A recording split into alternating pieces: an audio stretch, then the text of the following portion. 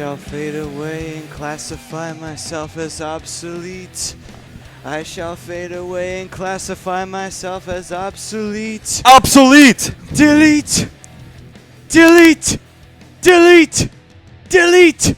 Welcome, ladies and gentlemen, to the Hockey Happy Hour. We are live from the BMW of Atlantic City Studios here in Mount Ephraim, New Jersey. Brought to you by the Scanzano Sports Center located at 5 Carnegie Plaza in Cherry Hill, New Jersey. Give them a call at 856-889-3434 or visit them on the web at www.scanzanosports.com. We need to pull this closer. Anyway, that I was going to say, you got pretty far up there. I had to.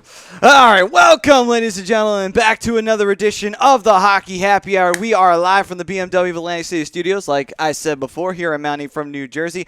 I am Brother Nero, Matt Cinsuti, along with Brian, the Darkwing Daily, or as we like to call him, Vanguard 1, and the Broken One, Mr. Rob, Brother Povia. Yes! Well, Delete! welcome, ladies and gentlemen, to the Hockey Happy Hour. And a few of these teams are sentenced to deletion, or it looks like they will appear to be, as this second round has gotten going, and a couple of series have gone completely south for a couple of teams. In particular, the New York Rangers have not been able to get out of the blocks in Ottawa. They have struggled, and they are now down 2-0 in their series. And not only that, as well as Anaheim trying to build themselves back into their series with the Edmonton Oilers. That series was going completely south for the most part, as those were two games in the Honda Center that the Edmonton Oilers turned right back and cost the Ducks there on that one. But there is still hope, though. The Ducks found their offense and were able to throw it right at them 6-3 in Rexall Place. So now all the Ducks got to do is turn Edmonton's home into their home, and then everything will be counterbalanced and equal. But along with that, also St. Louis and the Nashville Predators. That's a series that's going back and forth.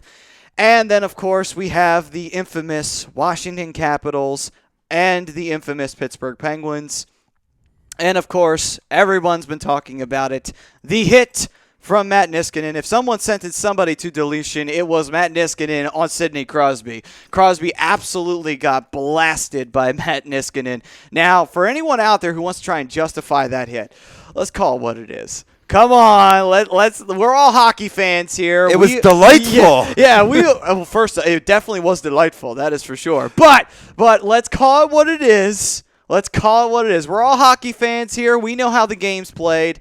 That was absolutely on purpose. Come on now. Matt Niskanen wanted to take Crosby out. And I understand. I understand why he wanted to do it. He wanted to take the risk for his team because he wanted to take Crosby out. I understand why he would do that. I'll be honest with you. I would have done it. I also don't like Crosby. That's another reason why I wouldn't have done it. But still, point is, I would have done it. I'm not surprised that Niskanen did it, in all honesty. I mean, even if he was friends with, Crosby, and I use friends loosely. Very loosely. Because he was on the Penguins for a period of time. But still. Friends and former lovers? I don't know. It's not Malkin. But, Brokeback Mountain time. Yeah. But anyway, with that being said, I no matter who it was, I would have I still would have taken Crosby out because he's on the other side. Sure, it's not the 90s or the 80s or the 70s when you can get away with that kind of crap, but still, I would have done it anyway. Just like, oh, well, I'll take the suspension and the fine with a smile on my face. Why? Because I put that piece of shit on the shelf. That's why. But anyway, maybe that's just me and my old medieval logic of hockey, but, still, what are you guys thinking about this hit? Because personally, I think it's intentional. Absolutely. And the fact that Matt Niskanen got no suspension or no fine whatsoever, I think he should go out and buy a lottery ticket. Not that he needs the money, but still, he should, man, because he got out scot-free. Yeah, especially with the news coming down from Penguins coach Mike Sullivan saying that Crosby has a concussion and will miss Game 4 versus the Capitals. I'm surprised that the man hasn't even gotten a hearing or will not get a hearing because it seemed pretty darn intentional to me. Now, I get it. Crosby was thrown off his gate, so to speak, by the stick check from Ovechkin, which kind of threw him into Niskanen's path. And you could say, oh, well, maybe he was just getting his hands up to defend himself. 2 hands and an extension, Radko Gudas would be gone for 10 games. Yeah, probably.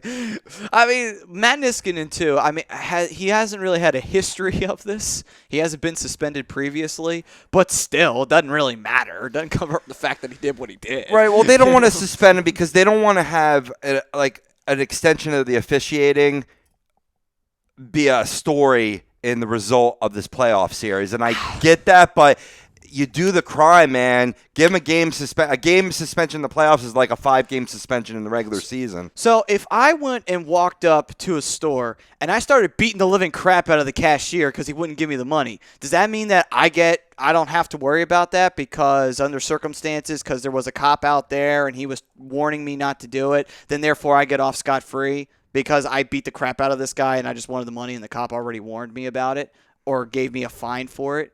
Like, does that mean that I just walk away scot-free? Or if I wound up tapping the bumper of a car and the cop gave me a ticket and the guy can't sue me because I did actual damage to him because, the cop gave me a ticket, does that get me off scot-free? No. You're going to wind up getting sued by that guy because you did some damage to his car, and you're probably going to wind up going to jail for beating the hell out of that cashier. Like, I'm just saying, like you said, Rob, if you're going to do the crime, you have to enforce him to do the time. You have to. Absolutely. You have to absolutely do that. This is absolutely terrible. The NHL dropped the ball. Completely dropped the ball on this. I don't give a shit what your excuse is. Oh, well, we don't want to over-officiate of the NHL and the officials. Like, bullshit. It's the first time you've ever done that a day in your life. Don't give me that horse shit. Do not give me that horse shit. The fact is, Niskanen tried to take out Crosby. He did accomplish this. He should also be given a suspension for this. This is not the 90s. This is not back in the day. There are no headhunters anymore. It's time for you to enforce your damn laws that you so much tried to protect Crosby in the past. All of a sudden, you're leaving him out to dry. NHL, you're making no freaking sense. This is the 90s, baby. You got to wear condoms. Yeah, baby, yeah. So, Brian, what's your opinion on this? Well, I think there was definitely some intent there. You could see it. Ovechkin came in, slashed him, threw him off balance. Granted, he was falling as the hit was made, but there was definitely some intent. He was going to cross-check him regardless. You can see it. His hands were in the position, and like Rob said, he does push forward. There's going to be a cross-check there either way. I mean, they've suspended people on circumstances before just because it was so-and-so fell this way and it made the hit look even worse, and they still got suspended. Niskanen should have been suspended for this hit, and he has been stated as saying that the hit was not intentional. Well, I don't necessarily know if I believe it after the pictures and video that I saw. Of course he's not going to say that it was intentional. I mean, even though he got off scot-free, I'm sure he's not going to admit it. I mean, he definitely at least deserves a fine, or like a heavy fine. I mean, really, he just deserves a damn suspension. Like son of a bitch, NHL, I mean, this is how bad the NHL can be sometimes. They're making me defend one of my arch and nemesis. You are making me defend Sidney freaking Crosby. I can't stand the bastard, and yet you're making me defend him. You are making me have to bring people to feel sorry for him. And I don't feel sorry for him because I think he's still a piece of shit, but that's a different story. My point is, though, is that you're making me defend him. Why are you making me defend him, NHL? You should make me want to hate him. That is disgusting. The fact that you can't even pick what side you're on. It's ridiculous. It's just absolutely terrible. Get it right. If you're going to make a suspension or you're going to enforce your damn laws, enforce them. And enforce them in the playoffs and enforce them in the regular season. Enforce them everywhere. Do not pick and choose when you wish to enforce your suspension or your hearings or any of that crap that you like to say you stand by, because apparently you don't stand by it at all. Apparently you're full of horse shit every time you say the players are our main concern. You're full of it. Anyway. It comes with the inconsistency of the player safety department. Yeah. It's just they'll suspend some players for hits. They won't suspend some players for hits. They need to get a little more consistent with it. They do. I think you'll see some of these hits go away. Well, not only that, too, but I also think that they need to tighten the reins up a little bit and say, like, hey, listen, This needs to be called as an illegal hit, and it needs to be brought up on a hearing. You could go knock on Shanahan's door and go tell him, hey, listen, stupid, that's an illegal hit. I mean, I don't know. Brendan Shanahan probably could beat the shit out of me, but still, but that probably wouldn't be the best idea. But just slam the door in your face. Yeah, probably, but still. Nonetheless, though, I mean, come on. Do your job. Like, seriously, do your job that the NHL pays you to do. Don't just sit there and collect a paycheck and be stupid. Like, come on now. We pay Gary Bettman to do that. He's a major name in the sport. He's the face of the league. He's the face of a franchise. I mean, there's got to be some kind of a punishment for the crime. Yeah, there should be. But overall, though, the Capitals did manage to win this game. Barely, but they did. And now the Capitals have pushed a game 5 back in Pittsburgh, back in Washington. Pittsburgh does not have home ice. But they have their game 4 coming up in Pittsburgh. Pittsburgh has the opportunity to go up 3-1 in this series. And if they do you see that the Capitals are pretty much done? Oh, if Pittsburgh goes up 3-1 on Wednesday, absolutely. I don't think 3-1 is tough to come from behind as it is. And, Pittsburgh is a really good team. They're the defending Stanley Cup champions. I've had a long morning. FDN and all. FDN and all. Back-to-back shows. That's how we do. And they're not an easy team to beat. I mean, on paper, Washington might be the better team. Well, hands down, it's the better team. But I think Pittsburgh's playing the better hockey right now. But you know what? It goes back to that old adage, you can have a great team on paper, but it still doesn't mean that you're going to make it work out on the ice. Agreed. I mean, the Flyers used to be guilty of this all back in the early 2000s, getting all the old players and getting all the old veterans and trying to make a run for the Stanley Cup. They were consistently doing this, and then eventually it really bit the Flyers in the ass. Rob remembers it, 2007, when he had season tickets. That was a terrible season for the Flyers. They were worst in the entire East. Thanks for reminding me. Ass. Yeah, I'm just joking. Sort of. With that being said, the whole thing is you cannot just stack the deck and just automatically expect it to work. Going and getting Kevin Shattenkirk, I see what you were trying to do there. Going and trying to get other older players like TJ Oshie was a solid offensive powerhouse. Problem is, you could get the greatest players in the world. You could put Connor McDavid, Austin Matthews on the same team and put them along with Jack Eichel. And you know what? Guess what's going to happen? The team may work. Team might not work. And if it doesn't work, do you blame the players? No, I blame the organization for being stupid enough to thinking that the superstar caliber ability was just going to put your team over at the end of the day. You still need the talent at the end of the day, and you still need the team to work on out there on the ice. And so far, the Capitals have not been functioning. I mean, it's great to have all this talent, and there's no doubt in my mind that the Capitals has all the talent in the world, and you can see it. Of They're course. the best team in hockey for a reason. Of course. But look at the teams that have won the Stanley Cup in the last few years. Pittsburgh, they have talent, but they have younger talent behind it. It's not a stacked superstar roster. The Kings, the Blackhawks. You can argue the Blackhawks, but if you look at the Blackhawks roster, Marian Hossa is past his prime. Yes. But he was on the team prior to them winning the Stanley Cup. Well, right.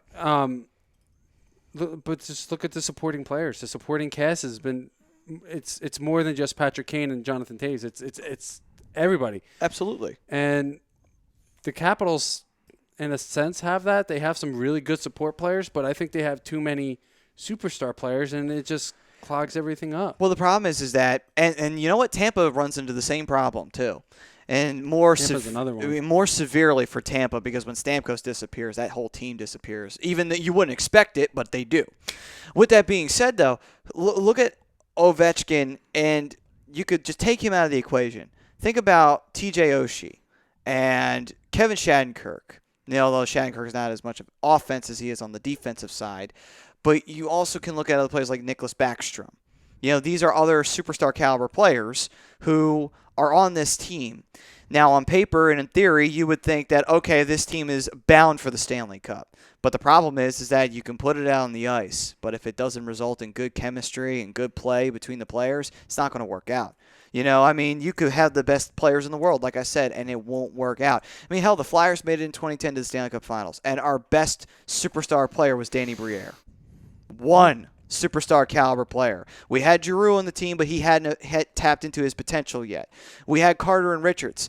I mean, I don't really know if they're superstars. Richards not. Richards was a solid captain. Jeff Carter was a great goal scorer. And he's still a good goal scorer. He's still in LA for a reason. But point being, though, we have one superstar player, Danny Briere. And that team still managed to make it to the Stanley Cup Finals. Yeah, it's not about the big name players that you have, the big name contracts. It's that plus your supporting cast, and I just don't think the supporting cast for Washington is good enough. Like, you have Oshie, you have Backstrom, you have Williams, who's Mr. Playoff. Supposed to be. It's supposed to be, yeah. I mean, They have good players. They just don't mesh well together. This goes back a long way, actually. Ever since they had Ovechkin, they've always been trying to get a really solid, great team around him, and they have struggled to do this. Everybody from Mike Knuble was on the Capitals for a period of time, on top line with Ovechkin, because they were looking for somebody to put around Ovechkin to elevate and make the play even better. And they thought a veteran like Knuble could do that, because of his history with the Flyers, speaking that. But not only that, they also went and got other players to try and put around Ovechkin several times, and every single time it hasn't worked out. Alexander Semin, another player who comes to mind, who he's not even playing in the NHL anymore. Point is that they had so many guys they tried to put into the system to work with Ovechkin, and it has never worked out for them. Do you think maybe they're just going with the wrong philosophy, where they're just like, oh, we got to just try and put pieces around Ovechkin? Like, no. Focus on guys who can work with Ovechkin. And more importantly, focus on putting a good structure around him. Don't just focus on getting the superstar caliber players, throwing them in with Ovechkin, and expecting results. I think maybe they're just putting the wrong philosophy out there. I think so, too. I mean, you have Backstrom and Ovechkin that play together. They've been playing together for a while now. For a long time. They've been actually very good, though, and that's one of the few pieces that's actually worked out for them in putting in place with Ovechkin. And that's kind of where I think, like, after that, you're still, like, uncertain. You have Oshie. Yeah, Oshie works in the system. Williams is working in the system. But, I mean, like, really after that, it's just kind of like random. I feel like it's like random players. Yeah, I mean, another player like a Joel Ward or what have you has come in through the doors of Washington in the past. And these are players that had their game elevated for playing with guys like Ovechkin and such like that. But they wound up being bigger players in the playoffs than Ovechkin was. And again, does that come back to the fact of they're not getting the pieces around Ovechkin to make that work? Or is it the fact that Ovechkin is taking a small dip in the playoffs? I don't really know if that's true. I just think they're struggling in finding those players to put with him. I think that that's what's ultimately killing Washington's runs here. It's not the fact that they want to get to the Cup. It's not the fact that they don't have really good players. It's the fact that they're just not the right players. They're not the right players in the right system, but they're on the wrong team at the wrong place at the wrong time, almost, if you would say. No, I mean, I agree to that in a sense. It's just, it's like you said, just because they're there, it doesn't, and they're all on the same team, doesn't mean they're going to mesh well. It doesn't mean they're gonna have good chemistry together. It's just, this Washington team is good, and there's no doubt about that. And I think they're a lock in the East, or they can be easily described as a lock in the East, but when it comes to playoff time, most of them kind of fold up. Well, not only that, too, there are some franchises that are really good regular season teams and just terrible playoff teams. The St. Louis Blues, great regular season team, but when it came to the playoffs, man, they found a way to choke and choke badly. San Jose Sharks, for years, one of the best regular season teams in the West you could ask for, but when the playoffs rolled around, boom, it all went to shit real fast. Even the Ducks have been guilty of it. Great regular season, terrible playoffs. It's weird. You see these really great, dominant teams in the regular season, boom, they're out. And sometimes in the first round, which makes absolutely no sense, but it's very true. Montreal this year is the perfect example. Dominant regular season, out in the first round. Now, albeit they drew the New York Rangers, but still, you're out in the first round. Yeah, I mean, it happens. I mean, the LA Kings were a team that came in as an 8 seed and won the Stanley Cup. So once you get into the dance, it's really a crapshoot. So you don't really know what's going to happen. It's just certain teams match up better against certain teams. So true. I mean, anything can happen in the NHL playoffs and the Stanley Cup playoffs more often than any other playoff. I mean, you can easily throw them up, NBA or NHL. Which one is a crapshoot? It's the NHL all day. Ooh, fellas, we got a couple pertinent YouTube comments coming in. All right. First of all, we got Justin Moore predicting that the Flyers will win the Stanley Cup in 2 years. 2 years. That's a mighty bold prediction. I like where your head's at, sir, though. I really do like that. I like that confidence. That's the kind of flair I like to hear. I mean, that's a bold prediction. But let's be honest, though. Let's be honest. Contracts are coming up in the next couple of years. They are. Guys are coming off the salary cap real soon. If Hexie makes the right moves and gets the right pieces, and we'll talk about this in the next segment about a certain pick we got in the draft that could be a leading key possibility for this. Before you know, you get rid of guys, you get rid of the slop that we got on the team now, and you just pave the way for the rookies we got on defense, and you get some good offensive talent. We got guys like Vecchione off of free agency as a college player. He could turn out to be really well. Konechny is a big-time player. You got Provorov already on the team. You got Gostisbehere already on the team. Before you know it, who knows? Maybe this team is dangerous. Silent, young, and dangerous, all rolled up into one. Going into the playoffs. Possibly, if everything goes to their plans because of the salary cap, guys are coming off. I think in order for it to be 2 years, you're going to have to go out and get a top 6 guy, though. Probably, because yeah. all of our young talent on the wings are pretty far away. I mean, can a Labarge or Lindblom or even Bardreau be that top 6 guy that puts him over the edge in Stanley Cup contention? Yes, but I don't think in 2 years. No, I don't think they'll be ready in 2 years. I wasn't saying specifically on that. No, I was saying more to the comment gotcha on that one. Yeah. If you're waiting for the developmental side of it, yes, 2 years is definitely a real bold prediction. But if you make the right moves now, you clear out the crap, if you will, and just flush it. And you go and you put in the young guys and the guys who need the experience, and they wind up turning out to be better than we could have ever possibly imagined. I mean, that's still a crapshoot in and of itself. But you put all that together, you might actually get something out of it, plus possibly get a top 6 guy in the free agency, which is now a very big possibility for the Flyers with the situation that they're in now. It's still a possibility. I mean, and I know we're going to get more in depth in this later, but you know, you lose Del Zotto, so that frees up some cash. You're losing Nick Schultz, that frees up some cash. You're probably going to lose Mason, that frees up some cash. Fine. I mean, and by the way, also, I don't think, did we do this a couple weeks ago? I don't think we did, but I just want to give a quick salute to Steve Mason. And I know everybody can say what they will about Mason, about how he's overrated or whatever. You know what, though? Put all that aside. Mason took us to the playoffs twice. A team that didn't deserve to be in the playoffs, by the way, 1 year. So I'm just going to say that Mason did his job. For the 5 years we had him or the 6 years we had him, he did his job. So you know what? I got no problem with Steve Mason. He did his job. He did what he could with a team that had slop in front of him in defense. He did what he could. Hey, listen, he said something, I believe it was last week, that I completely agreed with, and this is part of the reason why Steve Mason will not be coming back to Philadelphia. It's not because of lack of interest on Philadelphia's part. He said that the goalie tandem does not work. And that's what the Flyers do. That's what they have been doing the last few years. And I've been saying this. The goalie tandem doesn't work. See, the thing about the goalie tandem is it's a double-edged sword. If it does work, you could go and accomplish a lot.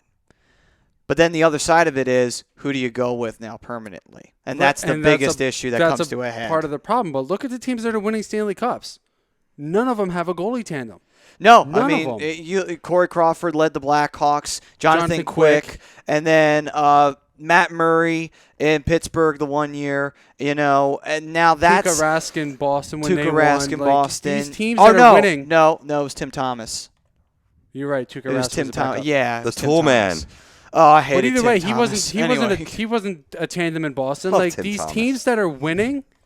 The teams that are winning cups right now are teams that do not have goalie tandems. They have the solid number one, and they know who the backup is, and they know their roles. Yeah, actually, when you think about it, there's been a lot of teams that have had goalie tandems that have lost in recent years in the Stanley Cup Finals, and it kind of makes you wonder that. I mean, San Jose, for instance, I don't know if their goaltending situation is complete because of the fact that Jones is pretty good, but I don't think that that's solid. Stalick obviously wasn't the answer. No. But, I mean, I think San Jose's still looking for something in goal. You know, goalies need to know their role. They need to know their role. Do you think they like, playing a crapshoot? Oh, am I playing tonight, or is it going to be Noivy? Well, no, they don't. They like knowing who the clear number one is. They like knowing who the clear backup is. Not that platooning bullshit that the Flyers like to do. Well, put it this way. If you're a certain guy and you're with this hot chick, but she's also seeing this other guy, you got to ask, do you want the open relationship or do you want to know your role? Am I the boyfriend or am I just the friend with benefits? So that way I know how to play this from now on. So that way I can know whether I have to sneak in your window late at night or if I can just knock on your front door and say, hey, let's go. Yeah, I mean, that's kind of the way you think. Kind of a weird analogy, but it works. It's all about knowing your role. Well, Rob was being very quiet. I had to get him back into this anyway. I'm reading all these comments coming in. I was just waiting for you guys. You had a second one too, right? Yeah, it's a big one. Carol Sinsudi chiming in. Hey, Mom. She says, "Hi, I'm being bad and listening while I'm working. I've lost what's going on with hockey. I'm glad someone finally took Crosby out." Phenomenal comment. Yeah, there we go. Phenomenal. There we comment. We got on Facebook, we have Frank Vespi going with Pecorine as the stud of the NHL playoffs so far. I agree. And then Dominic Arnone comes in saying, and that's no relation to Tom, by the way, just ironic, followers, which got up to 9,000, which you're going to have that. Maybe he's a distant cousin of Tom. Could be. Hey, buddy, you need to do some research, Tom. Go look in that bloodline. Maybe you'll find him. I need to go do some work. I need to find out if I'm related to Trevor Daly at all. I mean, a little bit of a different story there, but okay, we'll see. It's possible. If so, then maybe you can get a little cash out of it. But hey, cousin, how you doing? But anyway, Dominic goes, "Isn't there a name missing, Jack?" Oh, that's right. The NHL still does a lottery, and Rob's team, like the Sabres, out of number one pick and Connor McDavid. Never gonna be salty. Not exactly sure what that means, but I did want to give you love for writing, Dominic. Definitely keep them coming. And last but not least, this is a funny one too, coming from the official Philadelphia Flyers fan page group on Facebook. Sean Canast, hopefully I got your name right, goes, "Coots is better than all of them, honestly." Hey, listen, I can kind of see where he's coming from.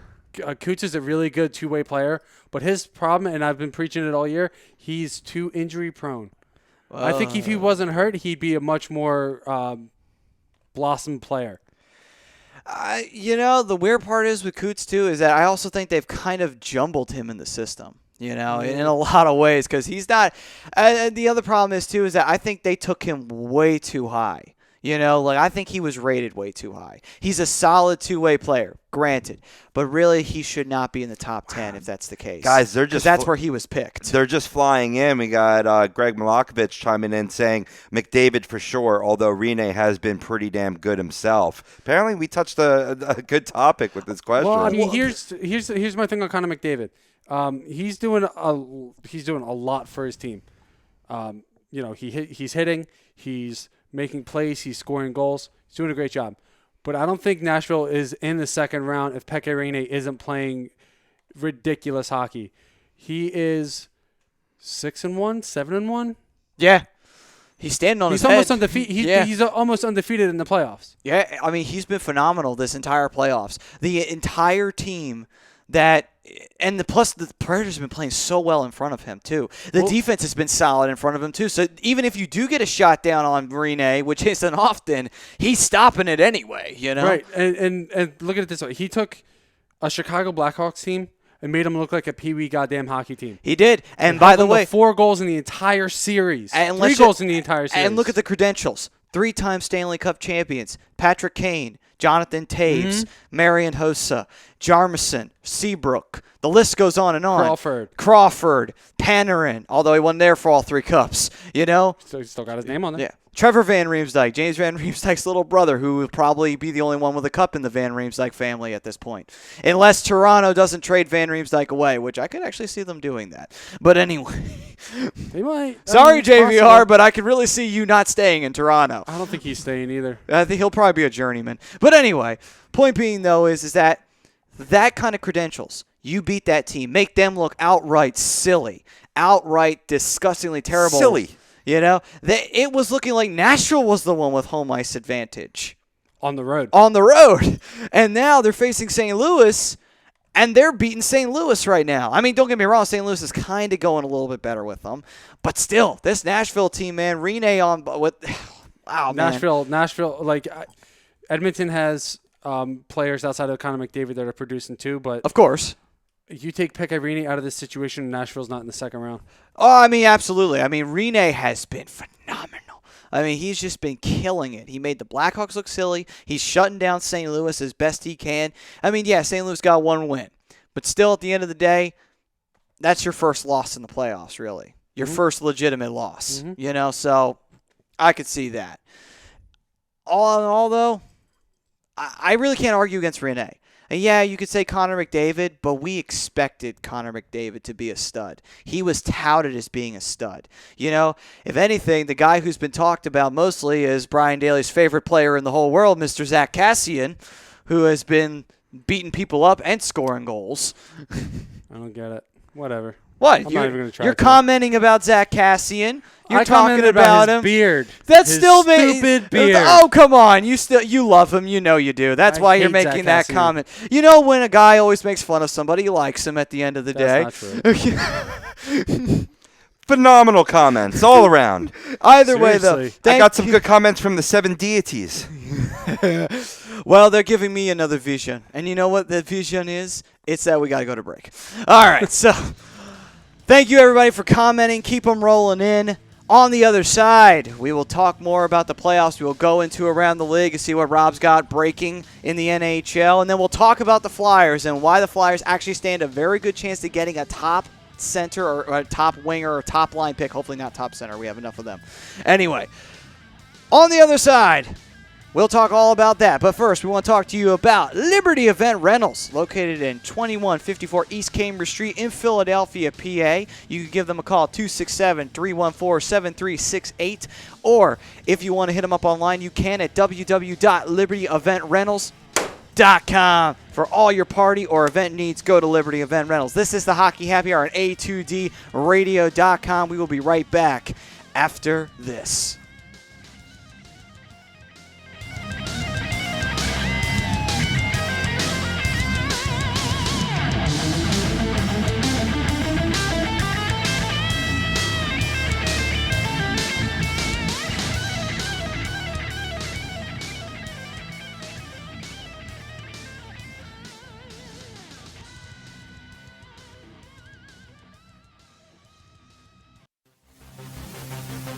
Welcome in to the worldwide leader of what? Real talk, A2DRadio.com.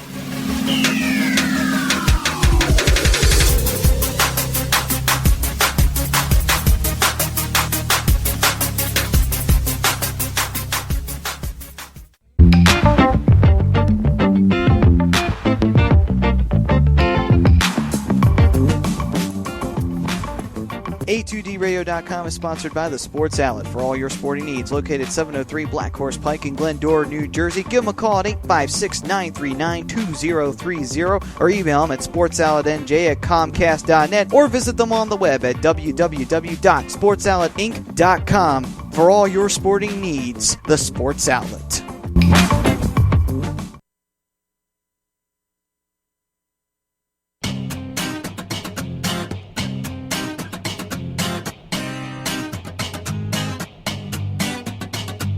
A2DRadio.com is proudly sponsored by Gibson Mayer LLC Certified Public Accountants. Gibson Mayer, located in Yardley, PA, is a leading accounting and business consulting firm with a proven track record of handling critical issues with expertise across many different industries, including construction, distribution, hospitality, manufacturing, real estate, service trades, merchandising, professional services, and professional athletes. Give them a call at 215-369-3300. That's 215-369-3300. Your initial consultation is always free, and if you tell them that Tom and Mike from AM and the PM sent you, you'll receive 15% off all income tax services completed by February 15th. That's Gibson Mayer LLC Certified Public Accountants, 215-369-3300, or visit them on the web at www.gibsonmayer.com. That's gibsonmayer.com.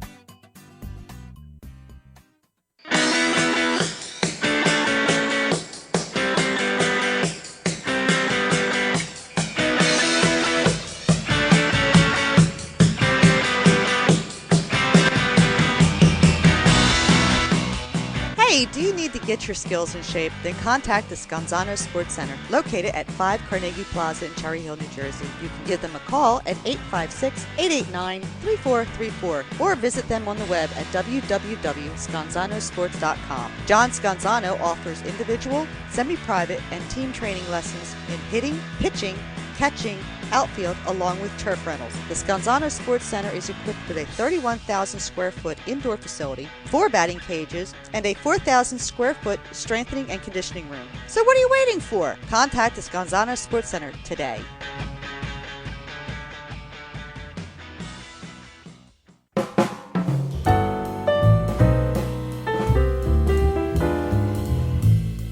Fellas, you ever come in from that baseball or football game and your woman won't come near you because you stink beyond belief? Then you need Soap Stash. You should never settle for a generic hygiene product that only covers up the stench. Treat your skin with the best nutrients. Feel clean with the only soap you'll need. The highest grade carrier oils are ingrained in all of their products, which are 100% natural and terrific for your skin. No sulfates, parabens, or phthalates, and synthetic fragrance free. Contact Soap Stash for your sample package and give your woman what she deserves. You can contact Soap Stash at 844-890-3197 or visit them on the web at soapstash.com or Facebook at Soapstash LLC. Once again, their number is 844-890-3197. Soap Stash, the new soap standard.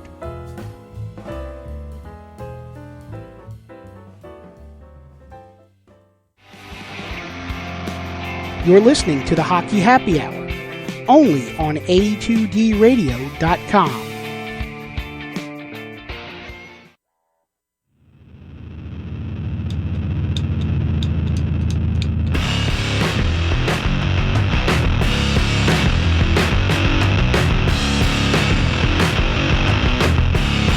Crank it up.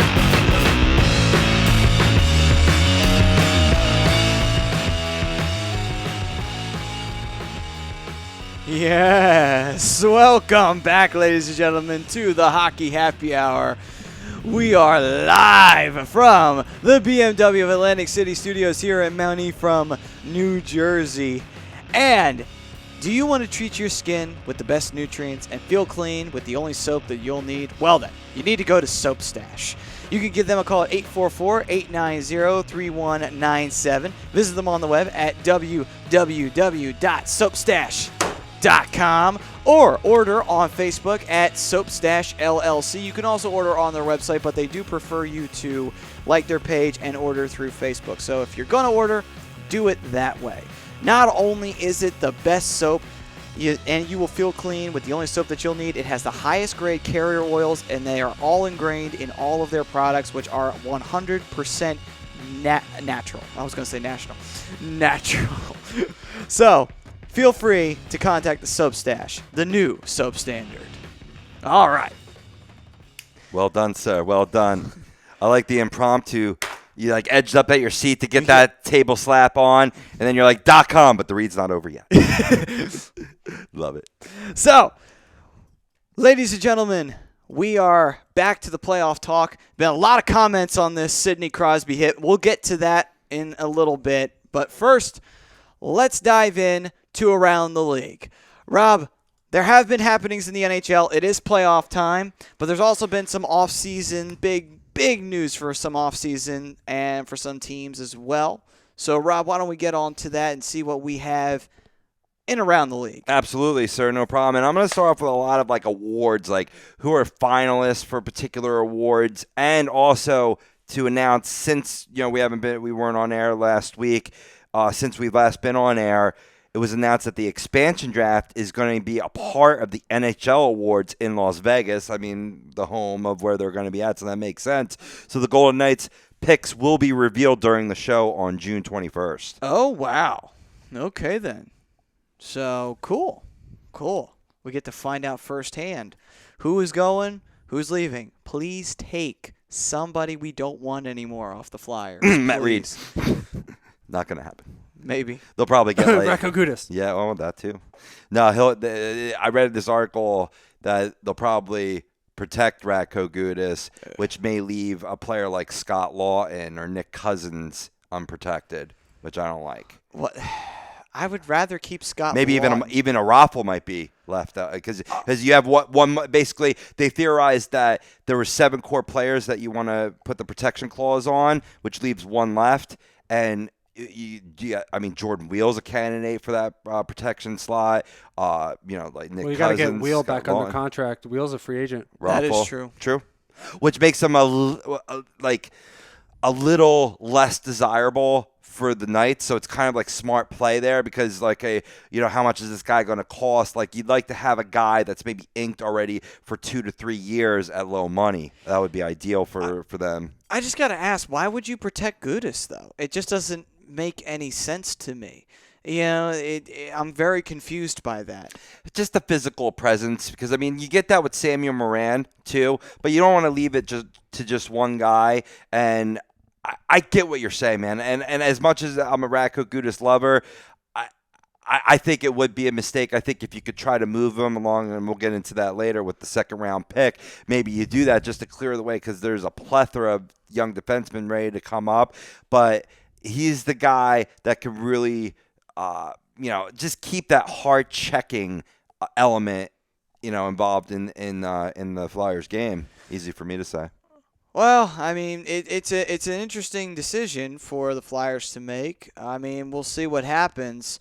Personally, for me, if they do take Michael Raffle, I'm not going to be too heartbroken by it. Yeah, Raffle's a hard worker, he's a good player, but he's a journeyman. Okay, so here's my 2 cents. So okay. If I'm going to leave anybody unprotected of the guys that you're talking about, I'm trying to leave Nick Cousins unprotected. Yeah. I want to keep Scott Laughton because he's got a lot of potential. You got to get Jordan Wheel resigned because he was phenomenal. He was. Last What a part of spark the season. plug. Yeah. And so you got to get him back. So that's your centers right there. So you keeping Drew, you're probably keeping Fipula, Couturier, and Jordan Wheel.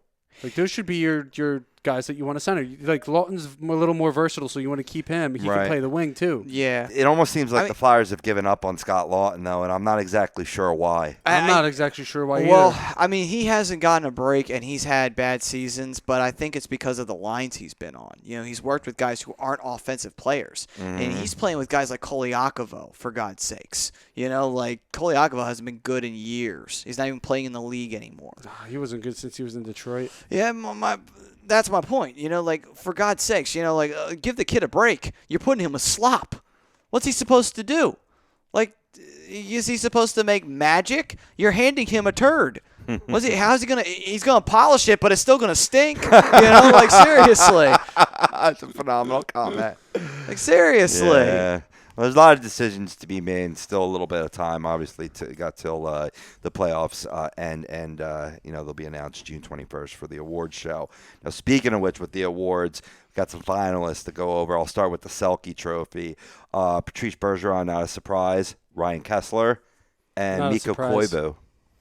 Yeah, I Koivu. believe that's a trophy for the best offensive players that provide defensive help. Yeah, two-way players. Yeah. I'm pretty sure and when you think about that, they're all 3 classic examples. Oh yeah, absolutely. Starting all with 3 Bergeron. well deserving. Yeah, Bergeron's probably one of the better ones, and he'll probably win the award. Yeah, he's probably gonna be a Bruin till the day he dies. So. And I'm not even going to ask you, gentlemen, who you pick because we have our awards show to go ahead and do that. Oh, that is true. So. Our end of the year awards. Yeah. Do not worry, folks. We'll have our own nominees soon announced. Certainly. Selke Trophy, top defensive forward. Mm-hmm. It's in 2 ways, same difference. Seriously. We got Austin Matthews, Patrick Laine, and Zach Werenski named finalists for the Calder Trophy. I don't think any of those names are a big surprise. No. You got the 2 big draft picks and Zach Werenski, who is just dynamite on the power play for the Columbus Blue Jackets. It's going to be hard, though, to pick this because of the fact that you got Matthews and McDavid. Sorry, Werenski, but you're out. You're not getting this award this year. You're not getting the Calder. I think it's Austin Matthews, hands down. Because he was the first rookie in how long to get 40 goals in a season? Right. This is true. Right. But he set 2 records. That is true. And his team's in the playoffs. That is true. I think Austin Matthews probably get it. Most likely. I think he's hands down. Zach Werenski played phenomenal all year. Patrick Laine he missed a Patrick little bit of Laine, time, yeah. but he still played. He was still a phenomenal rookie this year. Yeah, I mean, Laine was really good, but I think, you got to really put Matthews in there. I mean, Matthews was the best rookie all season long. yeah. The most consistent, too. Yeah, I mean, sorry, Laine. Sorry, Rowinski. You deserve it, but you're competing with Austin Matthews. It's like trying to compete with Wayne Gretzky. You're not getting the award. It's as simple as that. Absolutely. Next award finalist, the Vezina. We got Bob Sergei Bobrovsky from Columbus Blue Jackets, Brandon Holtby, Washington Capitals, Carey Price, Montreal Canadiens. Carey Price. I'm going to go with I don't want your winners. I'm just saying with the finalists. Save it for the award show. No, go ahead. I'm just busting balls, dude. I'm actually going to go. Oh, my God. He gave me the death stare. Oh, I think I just been fired. No. You're fired. No, I'm a ginger. I just took your soul. Thank God. Now, Anyway. I'm not giving you a new one in case Good you're thing I don't wondering. have one. That's okay. Well, what? A ginger already took yours? Yep. Oh. Was it a girlfriend that was a ginger? No, it's Because if I was going to say so, I was going to say bravo. But, I have a couple. Brava. Couple ginger family members. Oh, okay. They took it. All right. Never mind. But still. Go ahead.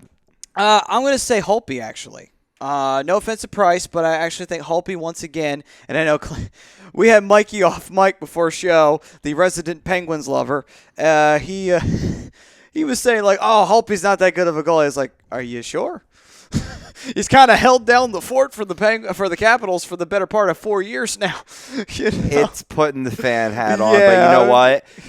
I've been down that road too. Yeah, I mean, I will say that too. That's what we are. We're about the fans. We're for the people. It's all about the fans. Yeah, Yep. yeah.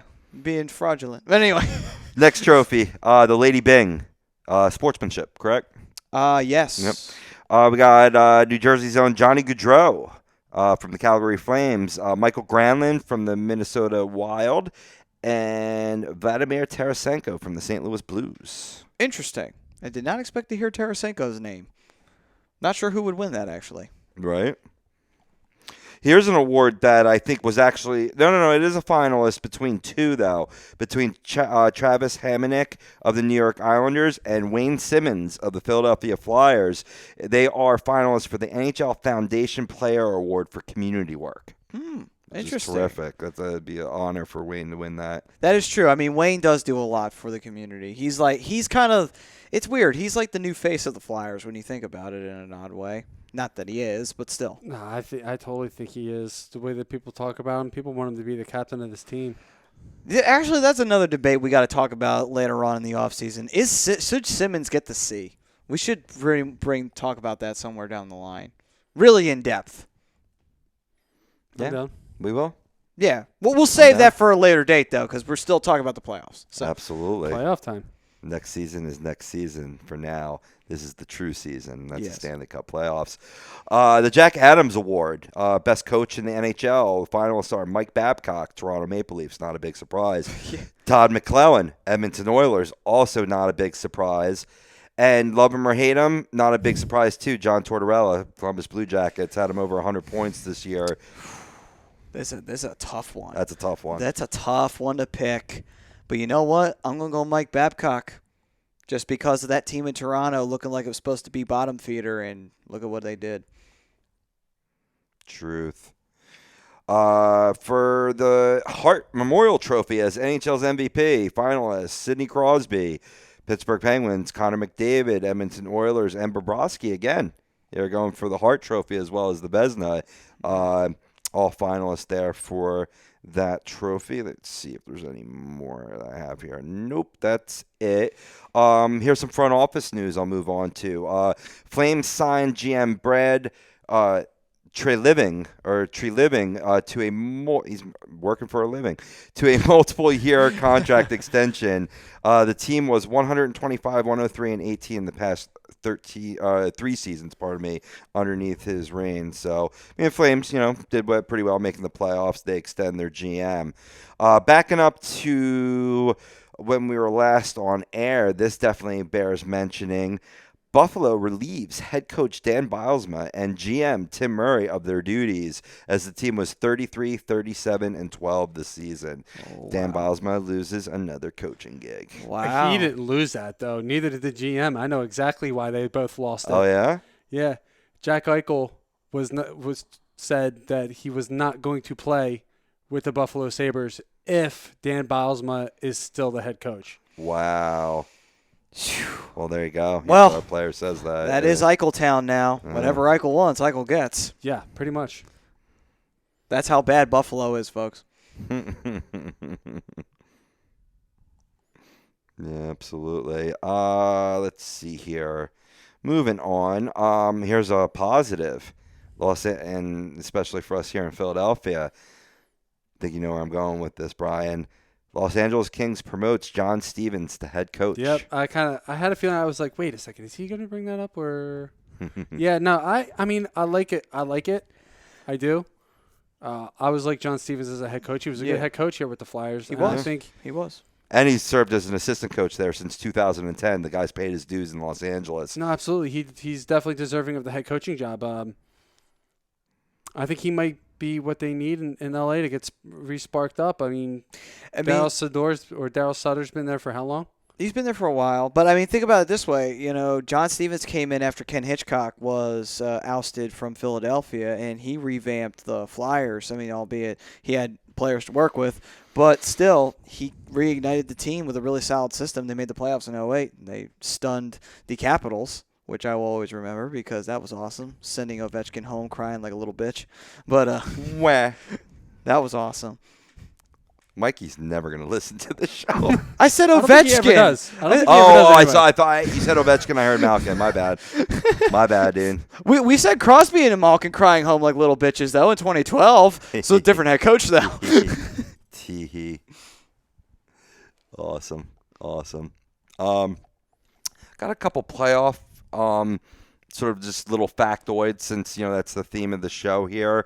One of our studs, and with due reason, 5 goals in the playoffs. 4 of them was scored in Game 2 against the Rangers, the last being a game-winning goal in the second overtime to cap Ottawa's comeback win over the Rangers. What a performance from a guy out of nowhere, Jean-Gabriel Pageau. Yeah, Pageau, man, he's been phenomenal for that. Ottawa has just been killing it right now. They got out of that series with Boston, man, and they haven't looked back. They have not looked back. Yeah, it's unbelievable. This Ottawa team has just been different since Bobby Ryan has kind of like revamped up his season. Yeah. This team has been reinvigorated, reignited. It's got that passion. It's got that fire. If I was the New York Rangers, I'd be sweating a little bit, to be completely honest with you. Just to give me an example how clutch Pageau was in this game, with 5 minutes and 10 seconds into the third period, a Ranger goal resulted in a 5-3 lead.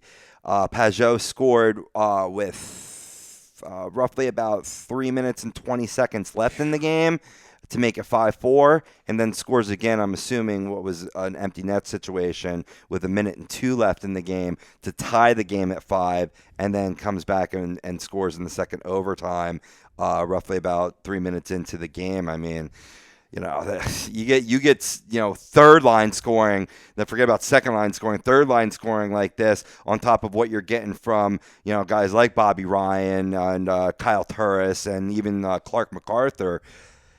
Ottawa came to play, boys. Yeah, Ottawa they really came to did. play. And it's like what I was saying in the first segment. You don't have to be an NHL powerhouse to make noise in the playoffs. I mean, they don't really have any like huge big name contracts. Like, you can make an argument for Bobby Ryan. He's a 30-goal scorer consistently throughout his career. But him and Kyle Turris, but that's pretty much it. I mean, it's all about it's all about how you gel together and the depth that you have.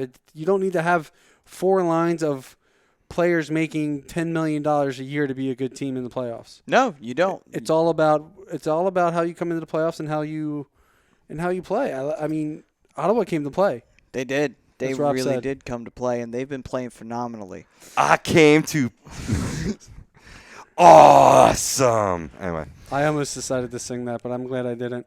Yeah, let me be the idiot. This happened last week too, guys, and I just want to make mention of it real quick. Penguins forward Kevin Fiala was taken off on a stretcher in the second period after injured in his left leg. He went in hard into the boards. I don't know if you're familiar with his that player or his status update since then, but I just had that news. And I know he's out for the playoffs. I know that. He had to have broken. And I'll look it up. Just a heads up, you slipped. You said Penguins, Predators. Oh, did I say Penguins? I meant Predators. I mean, it's a Penguin-based show for some reason. I don't like it. They both wear that weird mustard piss yellow on their uniforms. I think I said Predators. I thought you said Penguins, tape. but I don't know. Let's. Yeah. Where's the ref? We're calling for a coach's challenge. Well, yeah, but the way he went into the boards, it was ugly. Yeah, fractured left femur. Yeah. Yeah, so he's definitely gone. Oh, wow, that's got to be painful. Yeah, between him and Rowinski, man, that's why this sport's hockey. They say that's the most painful bone to break. I know. That's why. Your femur. Yeah. That's why. Yep. Oh. Last thing I got, guys, is just, something that obviously Brian knows as well as many Anaheim Ducks fans know is they got really healthy for the second round.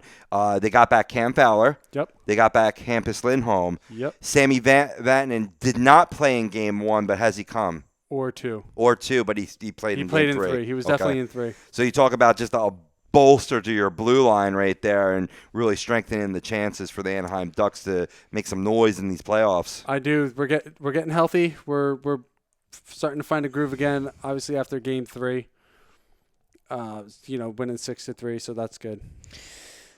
So with that taken care of, we go in now to the decision that has been made for the Flyers. The Flyers winning a draft lottery spot that actually was a really good one, believe it or not. Shockingly, the Flyers have got number 2 overall in this year's NHL entry draft. Now, hold your excitement back, though. Hold your excitement back for 2 seconds. Hold on. Keep your dick in your pants. Let's talk about this. Oh, man. Where's the fun in that? The Flyers getting the 2nd overall pick, is it both good and bad? Why? Because the Flyers have one thing and one thing only. They have an opportunity to get the player they desire. And I say this because there's more than one way to skin a cat. The Flyers could easily roll into this draft, pick a player, and trade him later with another team and get anybody they want. They could also trade this pick right now while they have it before they draft and get something really big out of it. Now, the reason why I say this is because the Flyers, if they were to go with this pick, there's been debate whether the Flyers will either pick Nico Hischier or Hischier. I think it's Hischier. Hischier, yeah, that's what I thought. Hischier, who is playing for Halifax in the QMJHL, who is a centerman, or get Nolan Patrick. Those are the two debated, 1 and 2. They've been switching back and forth. The point being, though, no matter which way you slice it, the Flyers already have a lot of centers. So really, at the end of the day, getting a centerman would be counterproductive to your team. Now, I'm not saying that the Flyers wouldn't take him and use him, because they would, but then somebody's got to leave. One of these centermen's got to go. Simple as that. It's as simple as that. Someone's got to go. Someone's on the block, out by the end of this season. Or before the season even begins. That's basically the situation you come in if you draft and you keep. But if you draft and trade, the possibilities of getting a solid winger are out there that the Flyers so desperately need. I got to ask you guys, what do you do in this situation? Do you draft and keep?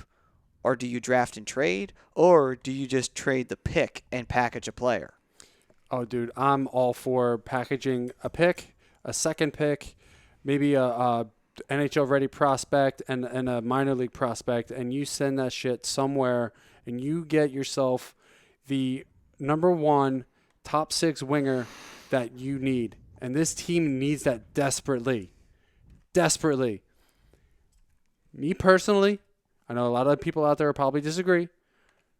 Your number 2 pick, your second round in 2018, we'll say Kevin Haag, and one of the centers in the minor league. You send it to a team that has a number 1 winger, and maybe you throw a winger in there then. The prospect doesn't matter, but you send it all to maybe a team in the rest of the top 5, maybe Colorado, Vancouver, who has number 5, and you get one of their star players, because the Flyers need a star player, and people are going to say, "Oh, Wayne Simmons is a star player." Yeah, that's fine. That's that's your opinion. No. Let's not jump to conclusions.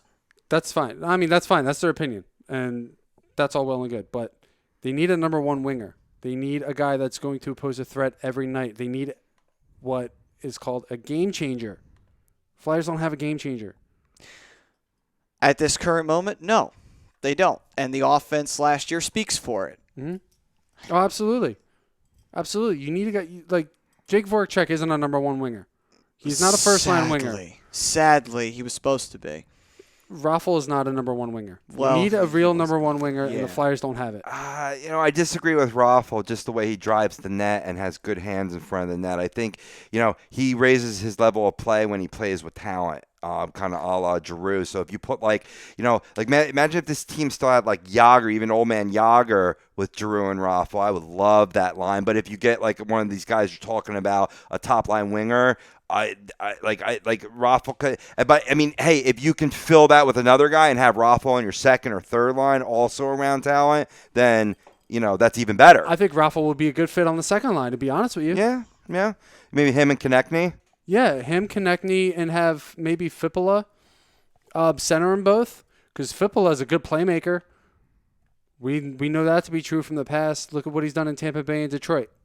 True. I mean, he's only going to be on the Flyers for 1 more year unless they decide to extend him. Which I don't think they will. I don't think they will either. He's pretty much just going to stick around for 1 more year. But with all that being said, though, my opinion, I would do this. I would actually do the pick and trade. Why? Because you can actually talk to teams and say, hey, we got the 2nd overall pick. We can pick whatever player you want, excluding the 1st overall. You guys tell us what you want. We'll pick it for you. We will shake hands right now, put it down on the dotted line. We will trade you this player in exchange for your key player. Just think about it. You could go and you can get whatever you want if you make the right deal. You can get whatever you want from a team if you make the right deal. The only people that are off the boards are the players like Connor McDavid and Austin Matthews and Jack Eichel. Those are the only players you have to think of in the back of your head that are completely off the table. Well, here's my only problem with that is you have the number 2 pick. Yes, you do. Now, a lot of people are saying that Nico Hischier is going to be the number 1 overall. They are saying that. I mean, he played very, very well. He did very well in his junior hockey, and it's looking like Nolan Patrick's going to be number 2. Okay, so there's going to be a lot of teams out there that are going to want Nolan Patrick. Of course. Now, why would you draft him and then trade him when you can just trade the pick overall, and they're going to get Nolan Patrick anyway? Well, I mean, that's only if, you come to a situation where maybe a team is thinking differently. I mean, but that's only if. I mean, I'm sure there's going to be a bottom-tier team that you can trade this number 2 overall pick that will be willing to give up. We're just going to throw out there, let's say Flyers trade the number 2 overall pick to Anaheim. Anaheim is going to give up probably a Corey Perry, a Jakob Silverberg, somebody really good, talented winger. Yeah. And just to move up from, and they'll probably be somewhere in between 20, 22, 23, and 30. So they're going to want to move. They'll be more than willing to give up to get up into that number 2 spot to get a kid like Nolan Patrick. Yeah, that is very true. But now one thing I do want to say is, for those out there who are saying draft and keep him, let's take a look at the Flyers roster for about 2 seconds here. Let's take a look, and let's take a look at the positional players.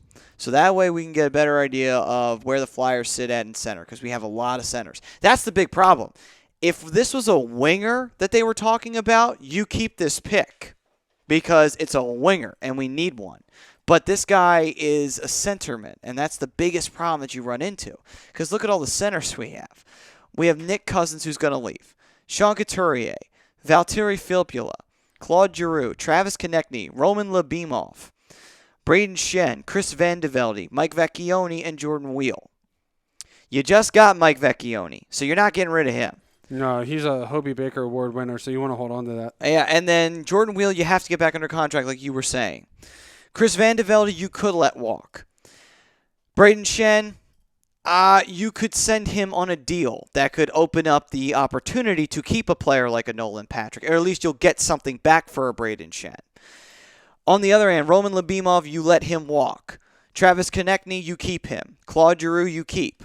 Valtteri Filppula, I'm actually not 100% against leaving him open for the expansion draft if you are going to go the round of pick and keep. I don't think he's eligible for the Oh, no, you're right. He isn't because he has got no trade clause. Yeah, no movement clause. Never mind. He isn't open for that. See, it'd be so much easier if he didn't have that no movement clause. You could actually leave Valtteri Filppula open for this expansion draft because that's exactly what I would do because Filppula, yes, he's good, but he's old.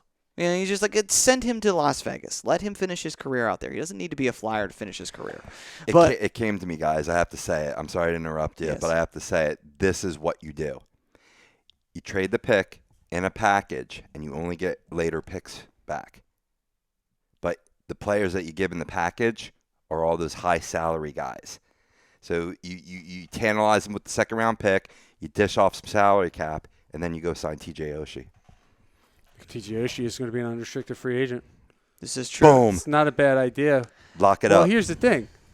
You give him a second-round pick, but you think you could maybe, play off a Andrew McDonald in that deal and lose his $5 million a year? That would be wonderful. If you could package him with somebody Fabulous that might thinking. be interesting to look at. Well, he's got one of the biggest contracts on the team. You could take him and you could package him, and you'd have to package him with somebody that would be tantalizing. Like a number 2 pick. Number 2 pick, or That's not a bad idea. Or you could throw in a Jake Voracek. Nobody's going to want his contract. He's got a big contract. He does. He's got a hit of 8. All right, well, if not him, Dale Weiss. I could be okay with Dale Weiss. That's what 4.3 million cap hit every year. Yeah, and you take him off the cap as well. I like it. That's who I think who might get pegged off in the expansion draft. Which is fine. Yeah. Perfectly That's what I fine. think, If yeah. he goes, he goes. That's perfectly fine. No offense to Dale Weiss, but his contract was ridiculous. If he doesn't dies, he belong. dies. Yeah. But nonetheless, though, looking at these centermen, though, this is ridiculous, though, with all these centers. And that's the biggest problem with having this pick. If this was another year and it was a winger that was available, you could easily pick him, take him, put him on the team, stamp and press him as a Flyer. Problem is you can't do that with this pick because it's a centerman. And that's the biggest issue we're running into here. And the only other one in the top 5 is a D-man. Listen. And we already got enough D-man prospects. Listen, if any of these prospects in this draft were game changers, like legitimate game changers, I don't care what position he is. You have the number 2 pick. You take the second best. Of course. But it's not the case, so that's why I'm saying trade it. Either way, though, it's a big debate that'll be coming up, and we'll talk about this more as the draft pulls closer near. But for now, we have to rear this back, take a break. When we come back, we will get back to the playoffs. We will give predictions for the games that will be happening tonight, what we will think we will see for the rest of the series. At this point, it's looking pretty dire for the Washington Capitals, but we'll get into more for the other series as well. And we'll get into Brian's This Day in Hockey History all on the other side. But first, let's talk to you guys about Gibson Mayer LLC, your certified public accountants. They are located at 301 Oxford Valley Road in Yardley, PA. You can give them a call at 215-369-3300. Tax season was here, but if you did file an extension or you're preparing for next year, be ready, be prepared, get Gibson Mayer. It's like holding the ropes up. I had to. Absolutely. Otherwise, he's going to knock the headset off my head. Just yank it. Then Tom will come down here and choke me because Probably. that's equipment right there. Expensive equipment. He'll make it look like Aaron Hernandez. All right. On the other side, more playoff talk and This Day in Hockey History. This is the Hockey Happy Hour on A2DRadio.com.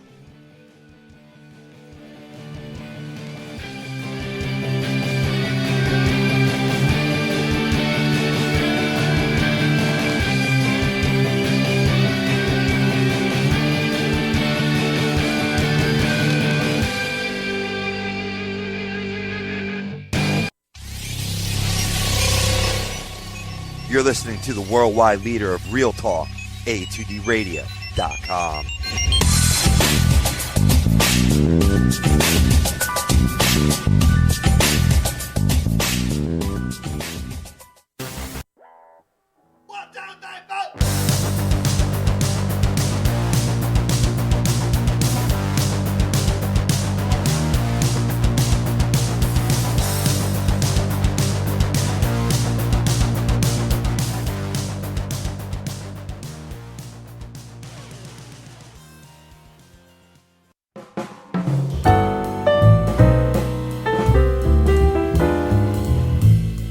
Fellas, you ever come in from that baseball or football game and your woman won't come near you because you stink beyond belief? Then you need Soap Stash. You should never settle for a generic hygiene product that only covers up the stench. Treat your skin with the best nutrients. Feel clean with the only soap you'll need. The highest grade carrier oils are ingrained in all of their products, which are 100% natural and terrific for your skin. No sulfates, parabens, or phthalates, and synthetic fragrance free. Contact Soap Stash for your sample package and give your woman what she deserves. You can contact Soap Stash at 844-890-3197 or visit them on the web at soapstash.com or Facebook at Soapstash LLC. Once again, their number is 844-890-3197. Soap Stash, the new soap standard.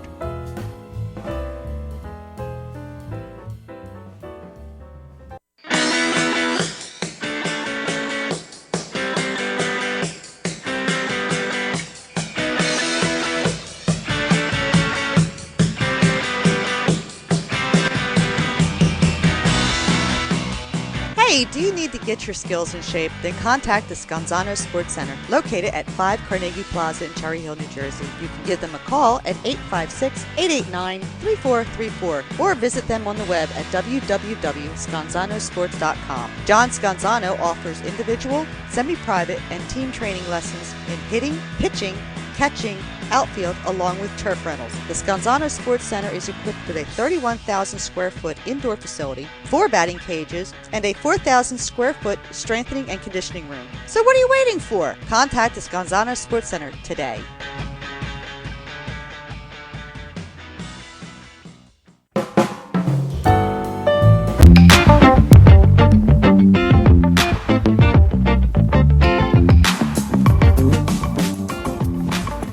A2DRadio.com is sponsored by the Sports Outlet for all your sporting needs. Located 703 Black Horse Pike in Glendora, New Jersey. Give them a call at 856-939-2030 or email them at sportsoutletnj@comcast.net or visit them on the web at www.sportsoutletinc.com for all your sporting needs. The Sports Outlet.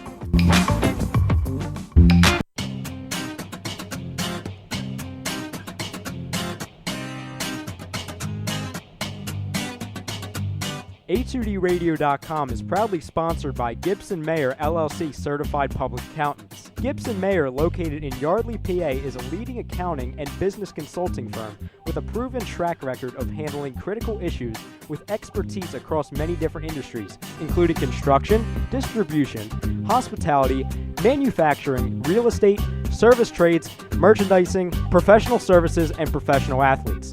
Give them a call at 215-369-3300. That's 215-369-3300. Your initial consultation is always free, and if you tell them that Tom and Mike from AM and the PM sent you, you'll receive 15% off all income tax services completed by February 15th.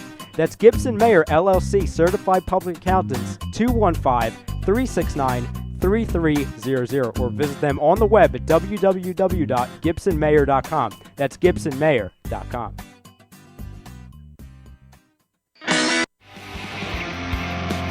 You're listening to the Hockey Happy Hour, only on A2DRadio.com.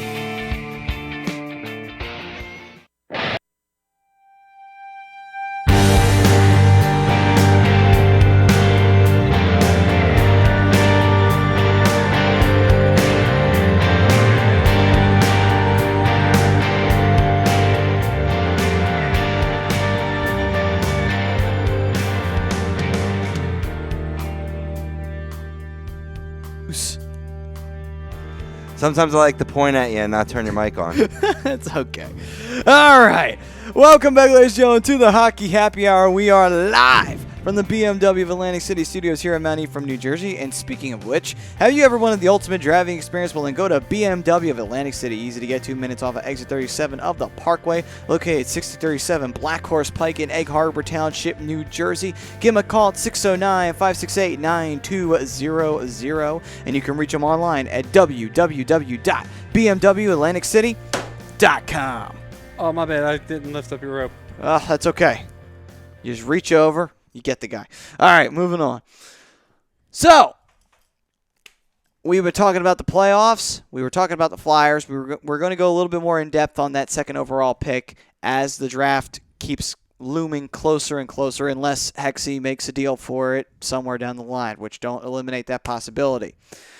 But let's get back into the playoffs here, and let's talk about the series over in the West. Let's talk about Nashville versus St. Louis. This is a series that's been basically back and forth, just beating the hell out of each other.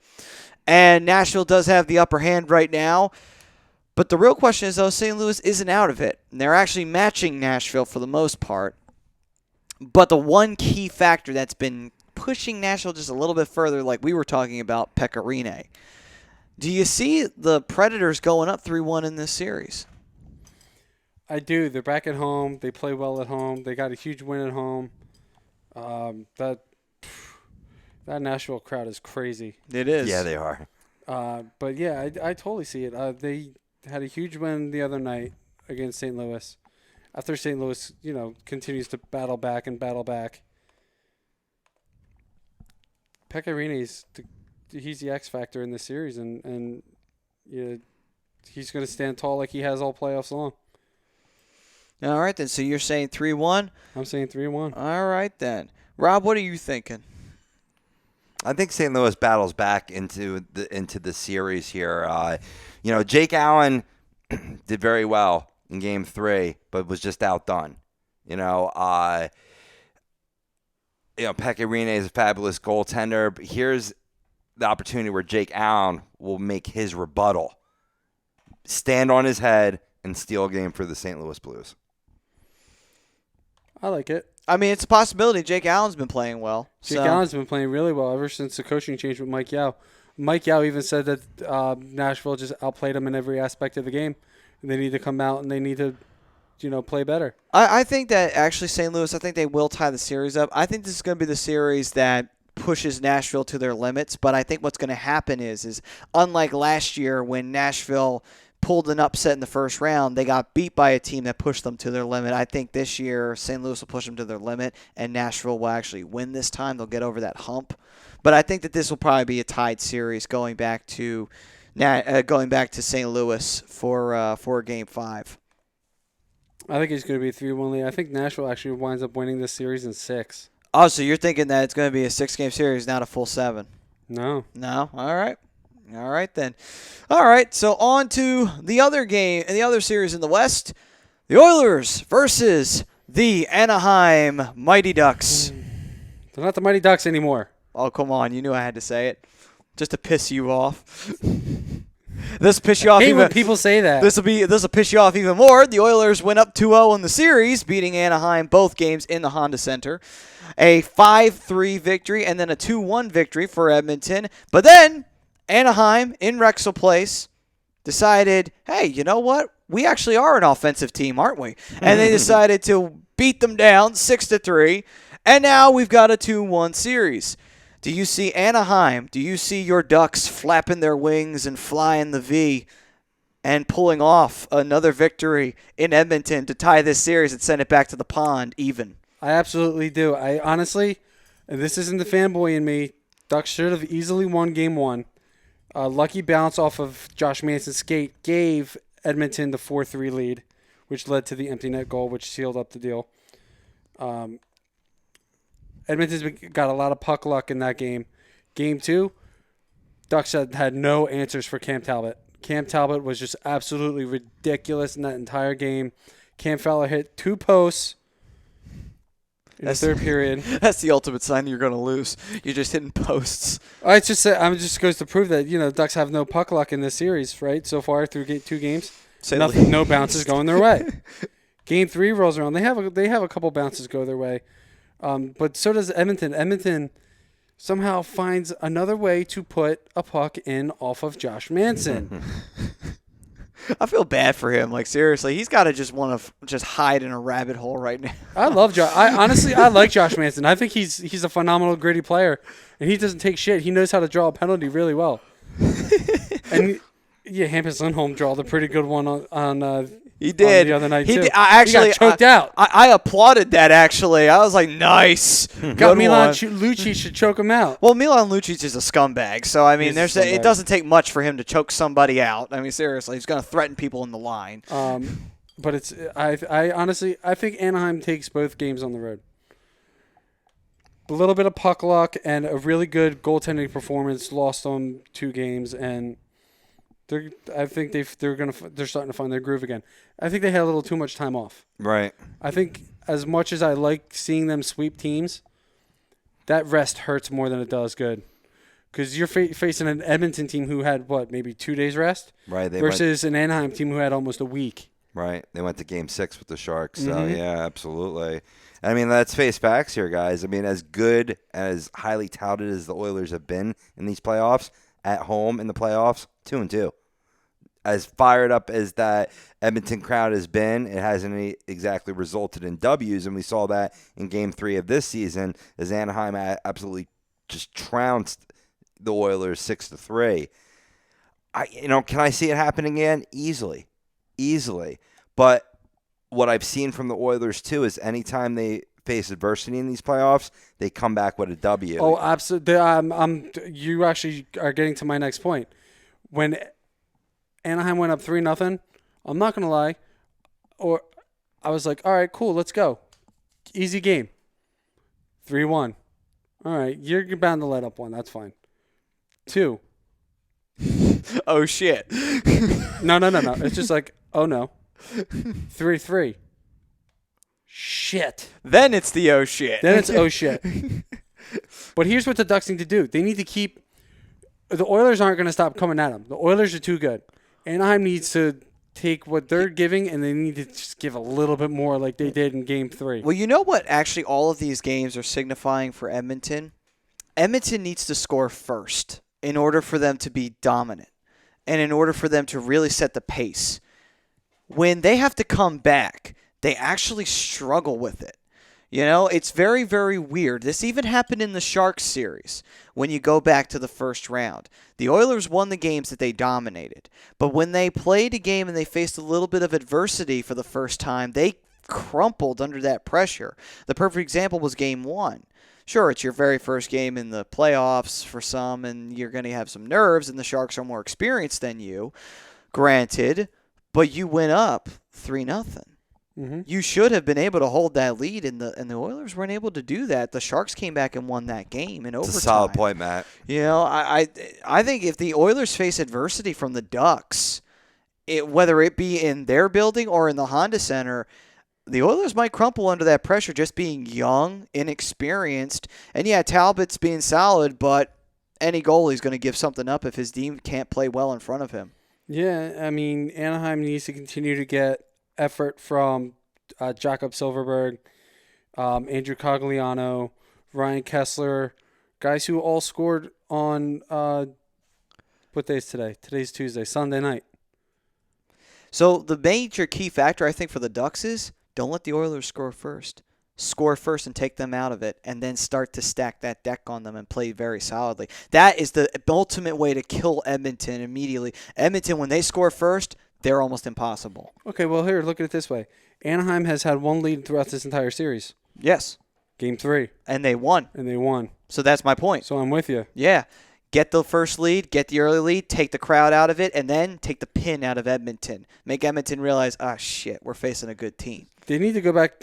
Look, I'm the type of hockey fan that you have to always take at least 1 on the road. Of course. But you have to win them at home. Which when you lost 2 at home. You have no choice.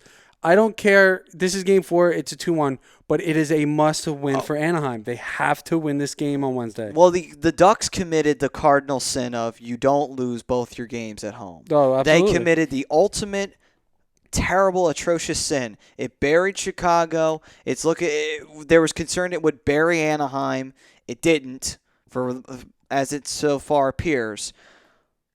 But that's the key factor is do not lose your home games. You cannot lose. If you're going to lose, split. Do not lose both. Game 1 was very much Anaheim's, but like I said, a bad bounce off of Josh Manson, and you lose the game there. But they played well ultimately in Game 1. Cam Talbot was he was phenomenal in Game 2. You weren't beating him. Game 3, Anaheim took. Game 4, Anaheim has to take. Anaheim has to keep up the pressure that they had in Game 3, and they need to keep going. They need to keep pushing.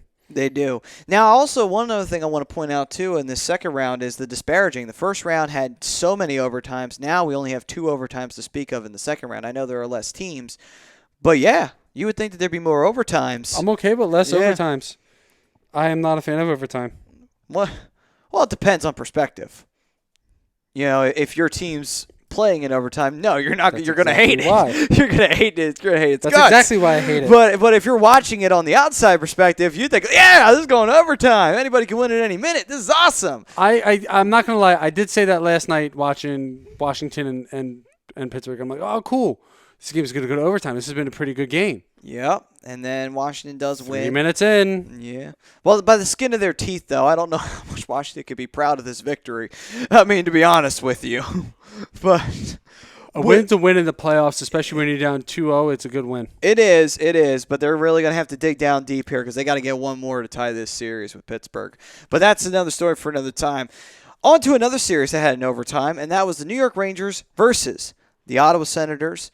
The Senators managing to get 2 straight victories. They got the first one at 2-1, and then they won in double overtime 6-5 in what was an offensive flurry on both sides. Gentlemen, we now change scenes. We go to the Big Apple. We go to Manhattan. New York City. The Blue Shirts of Broadway return to Madison Square Garden. Do the Ottawa Senators walk into MSG, the most famous arena in the whole world? And do they cap off a victory in Game 3 against the New York Rangers? I think they do, actually. I think they have a lot of momentum on their side, especially after that overtime win. Rangers haven't played well in Game 3 yet in the playoffs, and I know there's only one other one, but they did not play well. They didn't play well at all against Montreal in Game 3. No. No, they did not. If Ottawa can go into the Madison Square Garden and they can win tonight, this series is over. Craig Anderson has been playing phenomenal.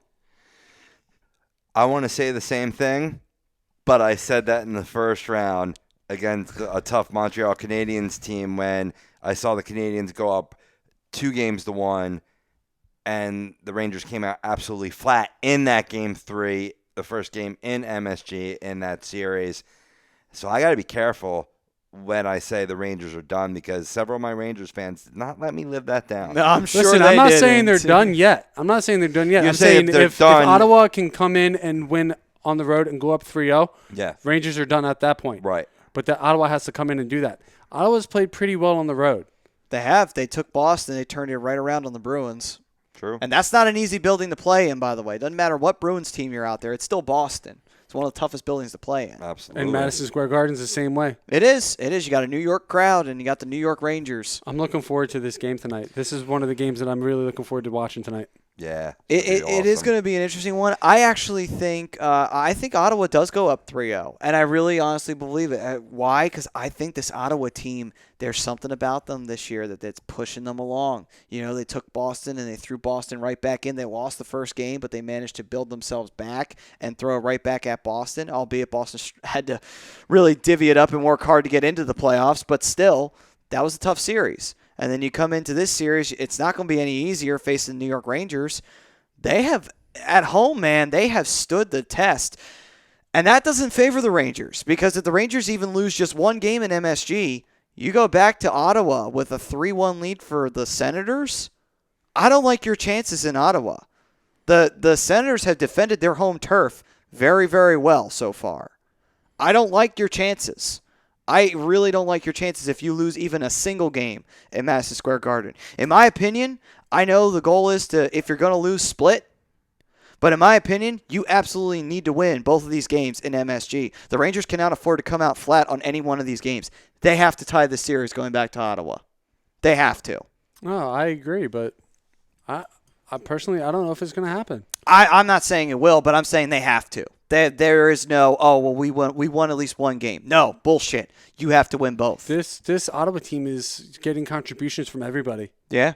There's nobody on this team that's not contributing in any way, shape, or form. And that's what makes Ottawa scary, because those are the teams in the playoffs that usually make those really deep runs when everybody's getting involved. That there's not one singular player. It's a whole bunch of them. Don't get me wrong. One player will stand out, but like a Bobby Ryan, but everybody's getting their hands in on that. And they're getting their fingers in the pie, as you will, if you will. You know, they're doing it. I like pie. I love pie. What kind of pie are we talking about? Yeah, pie. The kind of pie that, do a little coochie, I don't like that pie. I don't, Maddie texted me, and he goes, the Rangers game is obsolete, and I, of course, responded, delete. But I don't think they're done. I don't think they're done in the series, and I don't think Ottawa stands a chance to win Game 3. And I'll tell you why. Coming back to a fired-up MSG, they've gotten off of being flat in front of their home crowd and really showed they could dominate at home against Montreal Canadiens. And if you look at the first two games, Senators have not been dominating the New York Rangers. They won Game 1 2-1. Shots on goal, Senators 43, Rangers 35. It's a pretty even game, Yeah, they outshot them by 8, but when you go to Game 2, which was 6-5 victory in double overtime, I believe, yes, if memory serves me correctly. Just getting to the stats of that game really quick in terms of the shots. Yeah, I was right. The Rangers outshot the Senators 48-34. Both teams are 1 for 8 on the power play. It's a pretty even series for the Senators being up 2-0. So you would think that the Blue Shirts on Broadway will at least win one of the two games at MSG, if not this one, Game 4. I think it will be this one. Do they ultimately come back and tie it 2-2? I don't know. The Senators are a resilient group. I'm not disagreeing with any of the points that you guys made, but I just think the Rangers have too much pride to come into MSG and go down 3-0. Senators may have something to say about that. Depends on how Craig Anderson plays. But in the end, I do agree that whether it be, 3-1, well, no, that would be the only scenario, because if Ottawa wins both games, series is over. But if it's 3-1 going back to Ottawa, I would like the Senators' chances of wrapping it in 5 games. But I really think Rangers not only win this game, they also win Game 4, and it's a 7-game series that the Senators will ultimately win because they have home ice advantage. I don't want to see that because I actually have the Rangers moving on in my bracket, but just based on a hunch, that's where I'm going with that. But I think your question, Game 3, I think the Rangers come back and win that game, and they win it handily 4-1 with like a dominant Lundqvist performance. All right. Yeah, my bracket's about to be busted anyway, so it doesn't matter who I want to win anymore. That's just to get all my Rangers friends off my back. So on to our next part, which will be This Day in Hockey History. Okay, we can do that. Yeah, so. Yeah, we already sort of covered the Caps. Yeah, we did that earlier on the show. The Crosby hit, everything. Yes, it should have been a suspension. I know someone wrote a book on the comments about the Crosby hit. And then at the end he said, what, lawyered? Or hashtag lawyered? Oh, that's one of my boys. Okay, first of all. He's not much of a hockey fan. He knows basketball like it's nobody's business. But okay. It is what it is. I mean, I understand why. We're still going back and forth. I mean, I get it. I get why he's saying Crosby's a manipulative person. He is. He's manipulated the rules before in his own favor, but still. What player doesn't? Yeah, but this is not that kind of situation. He actually did get hit. Yeah, this actually kind of happened. You don't manipulate rules into, a major injury to where you're missing time. I know you don't on purposely try to injure yourself. I did. That doesn't make any sense. That's like LeBron James on purposely trying to make himself sick or trying to injure his own ankles. Like, seriously, come on now. That doesn't make any sense. I said he's not much of a hockey fan, but he watches the game. He just doesn't. I get it, though. I get it. I see why he's saying that, and Crosby can be manipulative. But you know what? Let's go to break. When we come back, we'll do this day in hockey, and we will take care of that and finish up any loose ends that we have to tie up. Maybe we'll talk a little bit more about the situation with the Flyers getting the second overall pick, or talk more about the playoffs, or maybe even talk more about this Crosby situation. And did Brendan Shanahan do his job, or did he absolutely shit the bed? We all have our opinions, and they're all like assholes. Everybody's got one. On the other side, like I said, more loose ends. But first, let's talk to you guys about the Sports Salad. For all your sporting needs, they're located at 703 Black Horse Pike in Glendora, New Jersey. Give them a call at 856-939-2030. You can email them at sportsaladnj@comcast.net or visit them on the web at www.sportsaladinc.com. This is the Hockey Happy Hour on A2DRadio.com. We'll be right back after this.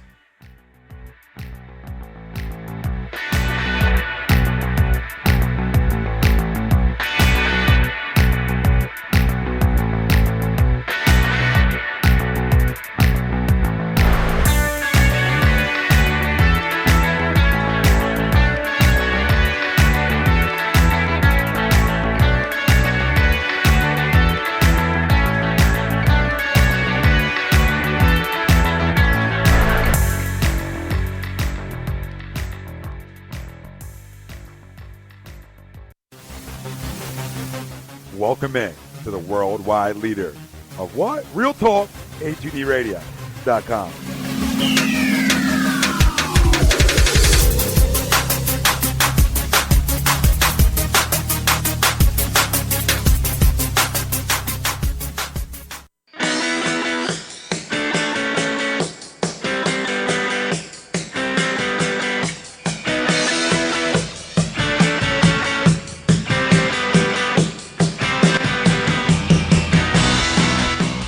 Hey, do you need to get your skills in shape? Then contact the Scanzano Sports Center, located at 5 Carnegie Plaza in Cherry Hill, New Jersey. You can give them a call at 856-889-3434 or visit them on the web at www.scanzanosports.com. John Scanzano offers individual, semi-private, and team training lessons in hitting, pitching, catching, outfield, along with turf rentals. The Scanzano Sports Center is equipped with a 31,000 square foot indoor facility, 4 batting cages, and a 4,000 square foot strengthening and conditioning room. So what are you waiting for? Contact the Scanzano Sports Center today.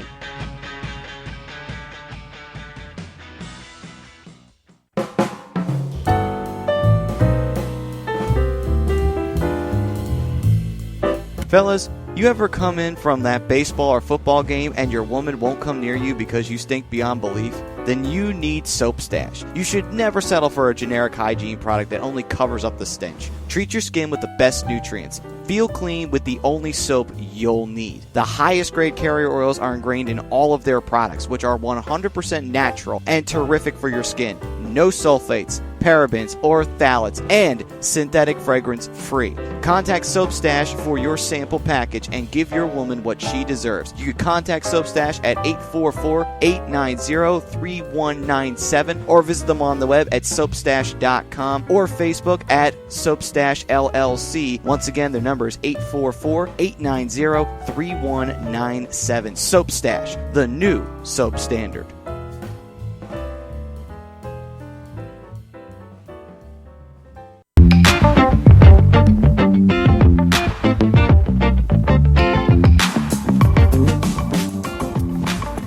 A2DRadio.com is sponsored by the Sports Salad. For all your sporting needs, located at 703 Black Horse Pike in Glendora, New Jersey. Give them a call at 856-939-2030 or email them at sportsaladnj@comcast.net or visit them on the web at www.sportsaladinc.com. For all your sporting needs, the Sports Salad.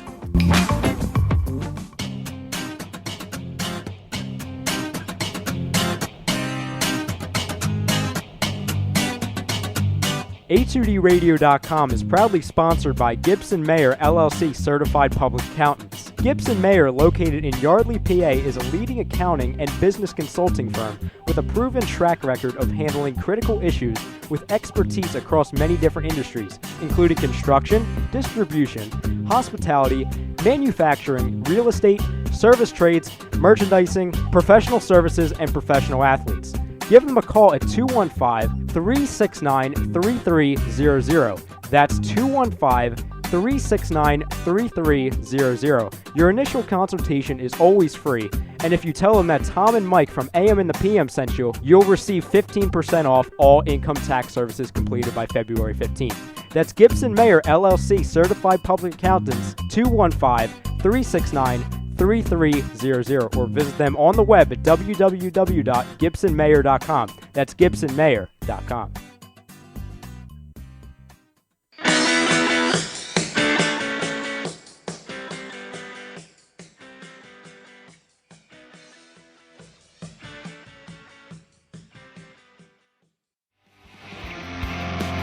You're listening to the Hockey Happy Hour, only on A2DRadio.com.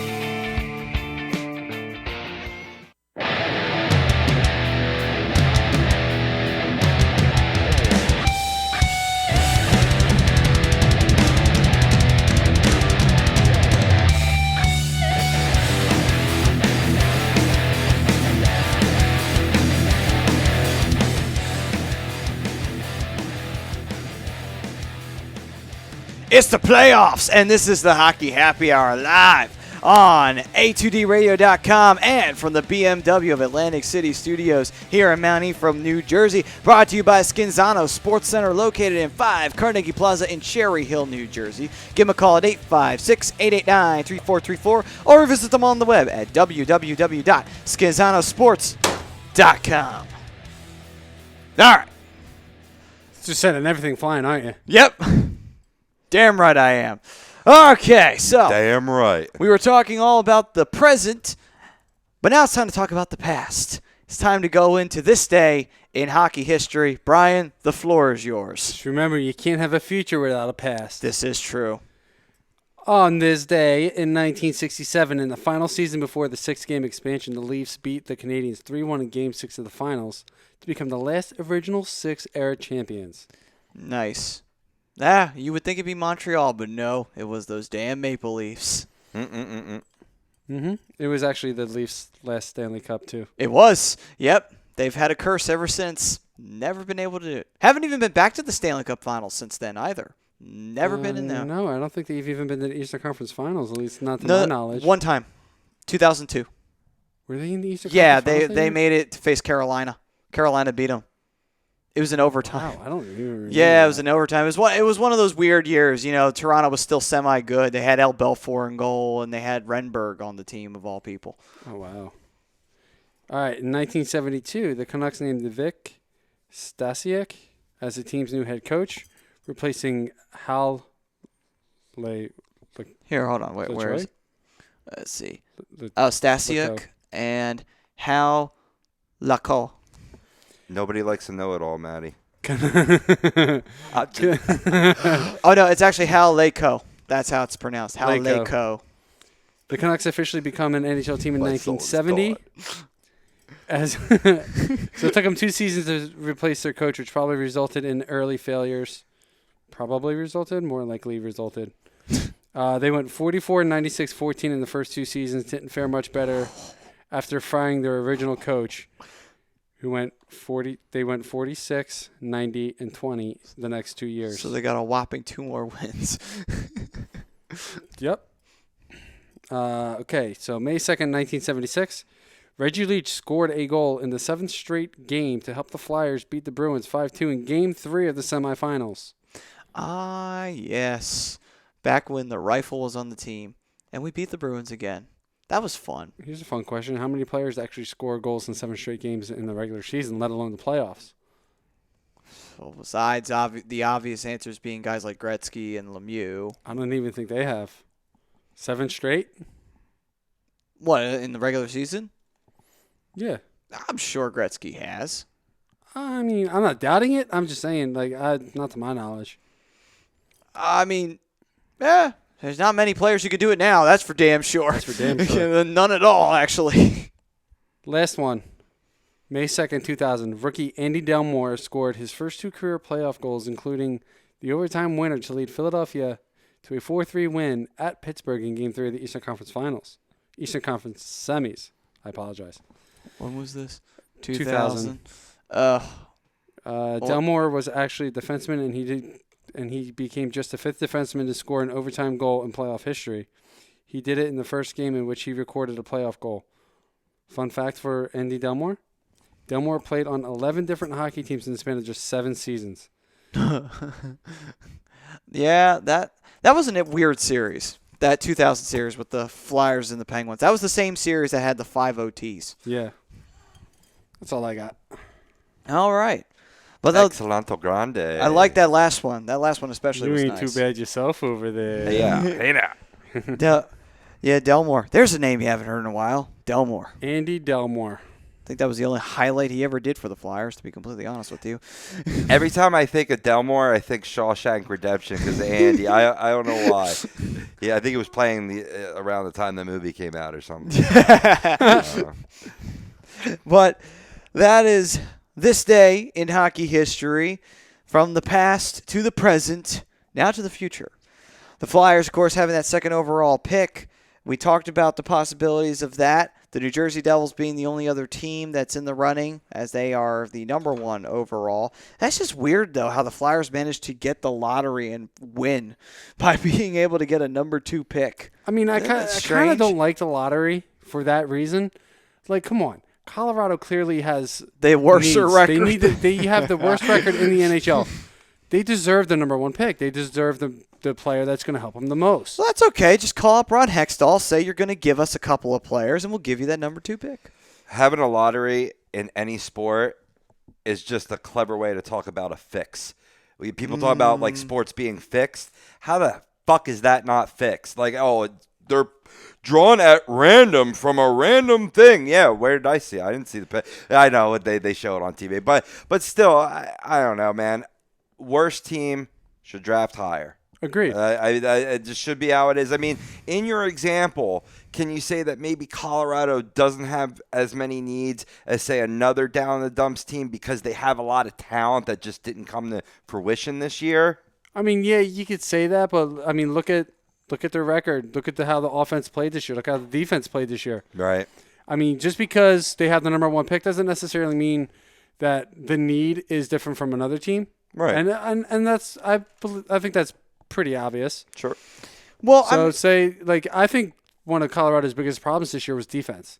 Oh yeah. So if they have a number 1 pick, they're going to take. Obviously, I feel like they would take the best defenseman, which would be in the draft versus Karavainen, who is the number 1 defenseman. He's supposed to go at number 5 on the top 5. Versus say the more let's you say, know. Right, Vancouver, who was the second worst, who deserves the second overall. YouTube, that was me and not a bet. I swear, that was all me. Yeah, so no copyright infringement, you pricks. Anyway. All right. Delete! Enough of us interrupting poor Brian here. Brian, you may continue. Good, sir. We can move on. Obsolete. Anyway. Speaking of obsolete. Yet. I was going to say really quickly, man, it must be time for the show to wrap up soon because my head's like a sieve right now too. Oh, I mean, in regard to the Flyers getting the 2nd pick in the lottery, I mean, it's great. You know what I mean? It would have been better if it was last year or the year before where there was 2 marquee guys. Now, you know, this guy's getting a lot of hype this year, but I heard of Austin Matthews before. I heard of Patrick Laine before. I heard of Connor McDavid before. I've heard of Jack Eichel before. I really haven't heard that much on Nolan Patrick, and I don't think he may be the elite out of this draft class, but maybe not the elite in draft class past. He's probably this draft class is kind of looking like the 1999 draft class, which really there wasn't much to talk about in that year. I think Henrik Zetterberg, or I believe Pavel Datsyuk was the gem of that entire draft that year. Great gem. He was a gem. Yeah, but that's it. There really wasn't much else. I think Henrik Lundqvist was picked, but he was picked late because he's a goalie. So, that pretty much was – it's going to turn out – it's looking like it's going to be that kind of draft class where there's nothing really much to write home about. It's a bit of a down year for the young players. Overall, though, you could still, possibly fool a team who are desperate and, get something out of it. I completely understand why they do the draft lottery. And I feel like the idea behind it is to spread the talent out. That's the idea. Versus, say Colorado has, or even better example, Edmonton. How many years in a row did they have the number 1 overall pick? Oh, God, It was 4 or 5 5 years in a row? I stopped 14 counting. 14 times in a row. 14. That's what it feels like. 100. But it Make takes it a away, baker's dozen, Bob. Right, make it a baker's dozen, Bob. Now, with that being said, it takes the lottery spreads the talent out instead of having it all wind up in one place, and that's kind of one of the things that it's actually probably the only thing I like about the lottery. That's good, pro. But here's the other thing though about the lottery though. The only other reason why they put it in there was so that they could stop teams from tanking, but they still tank anyway. So you want to get the bigger percentage of lottery balls you're going to have. But here's the thing. It's not a guarantee, which is why I guess they think it's going to deter tanking, which is stupid because it didn't stop the Sixers in the NBA from doing that. Right. So, exactly. it goes back to when Lemieux was going to be drafted. Edmonton just flat out sucked when they wound up getting Gretzky, which they traded for him, actually, oddly enough. But still, Mario Lemieux was going to be, obviously, he was that Austin Matthews, Connor McDavid. He was the once-in-a-lifetime player, and he truly lived up to it. His career just got shortened. But the thing was that the Penguins were terrible anyway, but they weren't bad. So they tanked on purpose to go get Lemieux. And, of course, they deny it even to this day. Like, you could admit it. You tanked. It's all right. I would have done the same thing. If the Flyers sucked back then, I would have tanked too and gone get freaking Lemieux. I would have done it. Anybody would have done it. Anybody in their shoes would have tanked to get Mario Lemieux. And if you sit here telling me you wouldn't have tanked to get Mario Lemieux, you are an idiot. You would have tanked to get anybody. I would have tanked to get Crosby. I will openly admit that. I would have tanked to get Alex Ovechkin. I would have tanked to get any one of them. I don't care what your excuse is. Tank all the way to get a player like that. Tankaroo. If you're about halfway through your season, right, and you don't see your team getting a glimmer of playoff hope, yeah, I would say I would probably tank. Yeah, tank it up. But it's not necessarily like there's teams out there that tank every year after year. Yeah. And I think the draft lottery can help really, like, they're trying to avoid that happening. Because, like I said, how many years in a row did Edmonton have it? For 4 or 5 years in a row they had a number 1 overall pick? Yeah, and it was 1 year Landeskog was the number 1 pick. That was the year Colorado had Edmonton had gotten Nail Yakupov instead. Boy, do they wish they had that first pick back. Right. Oh, man. Just imagine that. They could have had Landeskog, and they didn't get him because Edmonton didn't get the first overall pick. They just got Nail Yakupov out of that draft. I mean, there was a lot of good players in that draft that could have Nail taken over Nail Yakupov. I feel bad for Edmonton in that regard, but now I don't because they got Connor McDavid at the end of the day. So it all made up. And they got rid of Yakupov. They traded Yakupov, and I think they got a second-round or a third-round pick for him. So it works out at the end of the day. Yeah, they got more for him than he deserved. But yeah, that is true. They kind of did torch that team. I mean, you got a great defenseman for Taylor Hall. Like, I mean, not all the pieces that they draft are going to be pieces that they're going to hold on to. No, that's true. That is very true. You have to sign them anyway to begin with. And they're a much better team now because of it. Yeah, that is true. That is very, very true. Oh, I hate Adam Larson. Oh, Adam Larson. Yeah, he's a pain in the dick. That's for sure. He was a pain in the dick to the San Jose Sharks. He's been one to Anaheim too. 2 goals in the first game. Yeah, he was one to the Flyers as well. I remember Adam Larson. Of course, he was a New Jersey Devil, so that automatically makes him a piece of shit. But anytime you've ever worn that stupid, disgusting, period blood red jersey, you are you are officially a piece of shit. It is just downright. Even Brodeur, he's a respectable one, but he is still a piece of shit. Right. He's the reason why we don't have a cup in this damn century. Honest to God. Right. True story.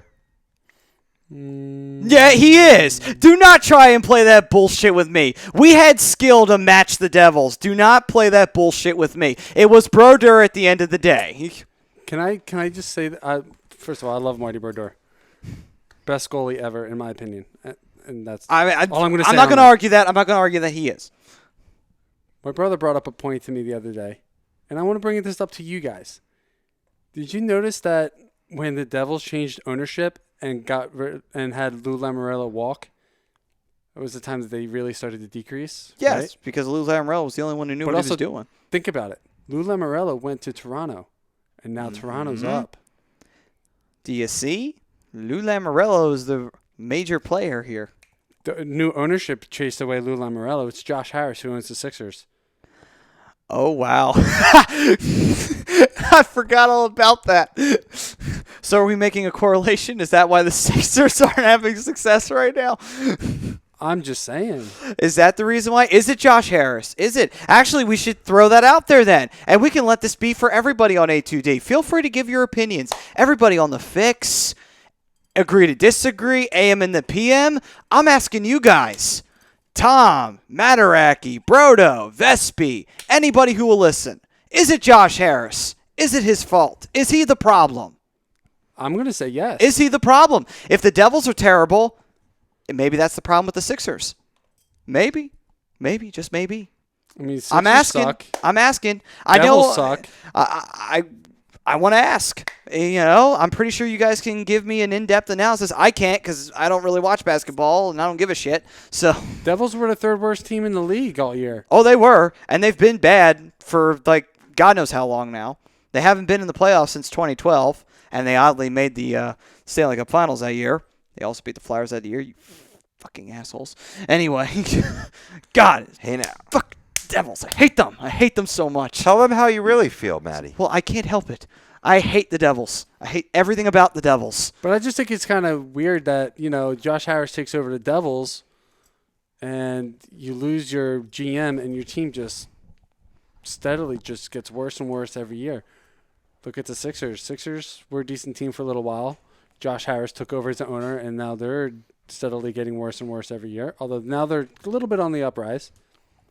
Lou Lamoriello goes to a team that's been steadily getting worse and worse every year, and now Lou Lamoriello helped that team that's on the rise now. Truth. I don't think that it's necessarily always a GM. I think the ownership has a lot to do with whether or not they tank. ton. Oh, yeah, well, definitely. Especially in hockey. I mean, yeah, absolutely. I mean, before Lou Lamoriello came there, New Jersey was floundering, just squandering. They weren't even legitimate, even in the slightest. And then he comes over, and he gets some of the Russian players from the Soviet team that were finally allowed to actually come over from Russia. They kind of had to defect still. And they played on the Devils. They turned things right around immediately for them. Go along with that, he also wound up drafting Marty Brodeur. He sealed the fate for the Devils to go win 3 Stanley Cups when you pick Marty Brodeur. You could have the biggest slop in the world, but if you got Brodeur, man, Brodeur could single-handedly carry you, and he did. I think say what you will about their talent. You could say Patrick Elias was talented. You could say Peter Sikora was talented. You could say Brian Gianna was talented. Oh, I hated Brian Gianna. Oh, I hated him so much. Zach Parise, I hated him too. But let me ask you this real quick, since we're talking Devils. How do you guys feel about Ilya Kovalchuk coming back? 'Cause if he comes back, he's probably going to wind up being a Devil. Well, yeah. I know one sport Devils fan that would be ecstatic about that who bought a Kovalchuk jersey the year before he went to Russia because he figured he was good, locked in a long contract. I think my brother has a Kovalchuk jersey. Right. I got to admit, though, that was the dumbest thing that they had ever done, was sign Kovalchuk to that long-term deal. That was dumb. That was really dumb. I'm not going to lie. You shouldn't do that. You should not sign long-term deals. I'm not a fan of them. I don't care what team signs you. I'm not either. Really quick, guys. I'm sorry. No, you're good. We got about a minute left in the show, so I just want to give the poll results as of the moment. Who has been the biggest stud of the NHL playoffs? Well, NHL playoffs. I was reading it verbatim. 43% goes to Evgeny Malkin at this point. Oh. Still 21 hours left to go. Parting shot for you, Maddie, before we wrap up. We talked about a lot of surprises in these playoffs. What's your number one surprise? Actually, both of you guys, real quick. The Nashville Predators sweeping the Chicago Blackhawks. Yeah, I'd have to go with that. That's the biggest surprise I can think of. If you had told me before the playoffs began Nashville was going to sweep Chicago, I would have slapped you upside the head and called you stupid. Yeah, I'm with you. I think that's a no-brainer. Certainly that's a big one. I mean, you could say Toronto's performance against Washington. San Jose's against Edmonton in a loss. Maybe even the Senators beating the Bruins. It wasn't a surprise to us, but for the common fan. All right, but that will do it for this edition of the Hockey Happy Hour. It is now time for Last Call, and this episode has now been sentenced to deletion. Delete! We will be back next week talking more about the playoffs and, of course, more about what else is going on in the NHL and more moments in history that stand out. Always moments. Of course. That is next week. But until then, this has been the Hockey Happy Hour on A2DRadio.com. Once again, brought to you by the Scanzano Sports Center. From all of us here, I am Brother Nero, Matt Sinsudi. This is Brian, the Dark Wing Daily. And that is Brother Broken Povia on the producing side. This is the Hockey Happy Hour, and we will see you next week on A2DRadio.com.